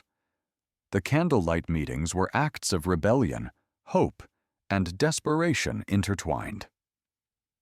The secret lovers caught by candlelight remind us of a time when love was as dangerous as it was passionate, a time when the darkness held both desire and dread, and when the dawn could bring not just light, but ruin. The shouts of betrayal that shattered the night were echoes of a world where every flicker of flame could ignite storms of violence, exile, and heartbreak. The fire that was lit in the woods, in the shadowed depths of medieval forests, where ancient trees stretched skyward and moonlight filtered through tangled branches, the sudden flicker of a fire was a sight both mesmerizing and terrifying. To the villagers who lived on the fringes of these woods, a strange light blazing in the darkness was never a welcome beacon. It was a signal fraught with danger, possibly smugglers conducting illicit trade, rebels gathering in secret, or even the unsettling remnants of pagan rituals whispered about in fearful tones. Most villagers, hearing or glimpsing such light, chose to shutter their windows tightly and say nothing, their silence a shield against the unknown threats lurking beyond their homes. Medieval forests were not merely wild places of nature, they were charged with mystery, superstition, and lawlessness. Boundaries between the cultivated world of villages and the untamed wilderness were marked not only by trees, but by fear and suspicion. Fires lit deep in the woods broke the natural rhythm of village life, signaling activities that could disrupt the fragile social order. For many, those flames were harbingers of unrest and rebellion against the rigid hierarchies that governed their existence. Smugglers often used the cover of night and forest to move goods, spices, salt, weapons, or forbidden items beyond the reach of tax collectors and authorities. Their fires were waypoints, signals for covert meetings, or beacons guiding riders through dense undergrowth. The black market thrived in these shadows, fueled by the desperate need for goods and the lucrative rewards of evasion. To villagers, such fires hinted at unseen economies that both threatened and sustained them, a dangerous dance between lawlessness and survival. Rebels and bandits also took refuge in the woods, away from the eyes of the crown and local lords. Fires blazing in the darkness might mark gatherings planning uprisings or acts of defiance. In times of social turmoil, be it famine, war, or oppressive taxation, these forest fires were warnings of resistance simmering just beyond the village's fragile peace. The glow in the night was a reminder that power was contested, and the quiet of rural life was often an uneasy calm before the storm. Yet beyond the tangible threats lay deeper, more ancient fears. Pagan rituals, outlawed and condemned by the dominant Christian order, were whispered to occur in forest clearings where fires burned in secret. These rites were portrayed as dark, mysterious, and subversive, echoes of a world that the church sought to erase. Villagers' silence when they saw such fires was often born of fear, not only of the rituals themselves, but of the authorities who punished any association with them harshly. To speak of these lights was to risk suspicion, accusation, or worse. The villagers' choice to close their windows and keep silent was a survival tactic. Curiosity might beckon, but prudence ruled. Gossip could lead to betrayal, and fear of retribution stifled voices. The strange fire was both a physical and symbolic barrier, a dividing line between the known and the unknown, safety and danger, conformity and rebellion. Historically, these forest fires and the activities they concealed reveal the layered complexities of medieval life. They illustrate how landscapes were contested spaces where control was fragile and often resisted. The fires were silent witnesses to the tensions that simmered beneath the surface of rural society, the clash of authority and subversion, faith and superstition, survival and resistance. The mysterious flames in the woods also fueled folklore and imagination. Tales spread of witches' sabbaths, secret pacts, and ghostly apparitions dancing in the firelight. These stories reinforced social norms by demonizing the other, while also giving voice to communal anxieties. The fire's glow became a canvas for projecting fears and hopes alike, a powerful symbol in the medieval psyche. In the end, the fire that was lit in the woods stands as a vivid emblem of a world fraught with uncertainty. It reminds us that beneath the peaceful facade of village life lay a shadowy realm of hidden economies, political unrest, and spiritual defiance. The villagers' silence speaks volumes of fear, survival, and the enduring human instinct to protect oneself from the dangers that lurk just beyond the doorstep. When the strange light burned in the forest, it was never just fire. It was a signal, a secret, and a story waiting to unfold. And for those who witnessed it, the choice to look away was as telling as any word spoken aloud. The dawn bell that came too early. In the quiet hours before dawn, when the world still clung to sleep and the first light had yet to break the horizon, the sudden ringing of the town bell shattered the fragile peace. This was no ordinary call to prayer or market. It was the dawn bell that came too early, a harbinger of calamity that swept through the streets like a cold wind, pulling every soul from their beds and thrusting the entire community into urgent action. Whether it tolled for death, war, or a fire so immense that the town itself seemed to smolder under its fury, the early bell was a summons none could ignore. Before the era of modern alarms and instant communication, the bell was the heartbeat of the town's emergency system. Its voice carried far across valleys and through twisting streets, a sound deeply etched into the collective consciousness. The bell was tended by a designated keeper, often stationed in the highest tower, whose duty was to ring it whenever disaster struck. But when the bell tolled before dawn, it was a signal that something grave was unfolding, something that demanded immediate response, disrupting the rhythms of rest and safety. The ringing of the dawn bell was layered with meaning. In times of war, it might announce the approach of enemy forces or the outbreak of battle, rallying able-bodied men to arms and alerting civilians to seek shelter or flee. In moments of fire, the bell was the alarm that summoned the entire town to form bucket brigades, to fight back flames threatening homes, granaries, and the very fabric of their lives. And when death came, whether through plague, execution, or tragedy, the bell's toll marked the passage between life and oblivion, casting a somber mood over the waking hours. The psychological impact of the bell was profound. Its clangs pierced the darkness and seeped into every home, disrupting sleep and scattering dreams. Families woke in confusion and fear, neighbors called to one another, and the town sprang into frantic motion. The dawn bell's premature ringing was a rupture, a violent break in the expected order of time and safety. It forced people to confront danger with little warning, igniting adrenaline and primal survival instincts. This bell's sound also carried social weight. It reinforced communal bonds through shared crisis. Everyone, from the highest noble to the humblest serf, was drawn into the emergency.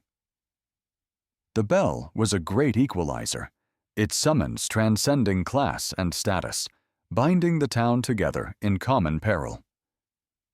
Yet it could also reveal fractures, panic, chaos, or abandonment when fear overwhelmed cooperation. Historically, the stories of dawn bells ringing too early are filled with drama and tragedy. Entire towns have been devastated by fires that started unnoticed until the alarm was raised. Battles have been won or lost because the bell sounded in time, or too late. Families have mourned loved ones as the bell tolled their passing, its echoes a mournful backdrop to grief. The bell's ringing became a pivotal moment, remembered in chronicles and passed down in oral traditions. The bellkeeper's role was both revered and feared. Responsible for sounding the alarm, the keeper was the voice of disaster itself, A false alarm could cause unnecessary panic and exhaustion, while a delayed ring could spell catastrophe. The keeper balanced duty, judgment, and the heavy burden of community trust. In some towns, variations in bell ringing, such as the length, tempo, or pattern, conveyed specific messages. A rapid, continuous toll might signal fire, while a slow, mournful knell indicated death. These codes formed an early language of emergency, understood and acted upon by all. As societies modernized, the dawn bell's role was replaced by fire engines, sirens, and digital alerts. Yet its haunting resonance lingers in history and memory, a symbol of vulnerability and resilience, of how a single sound could awaken a whole town to face the worst. When you imagine the dawn bell ringing too early, picture the dark streets suddenly alive with movement, faces lit by lanterns and fear, hearts pounding to the rhythm of the bell's toll. It is the sound of a community breaking from sleep into crisis, the voice that calls everyone to stand together against the forces that threaten their very existence. The dawn bell was more than a signal. It was the sound of survival itself.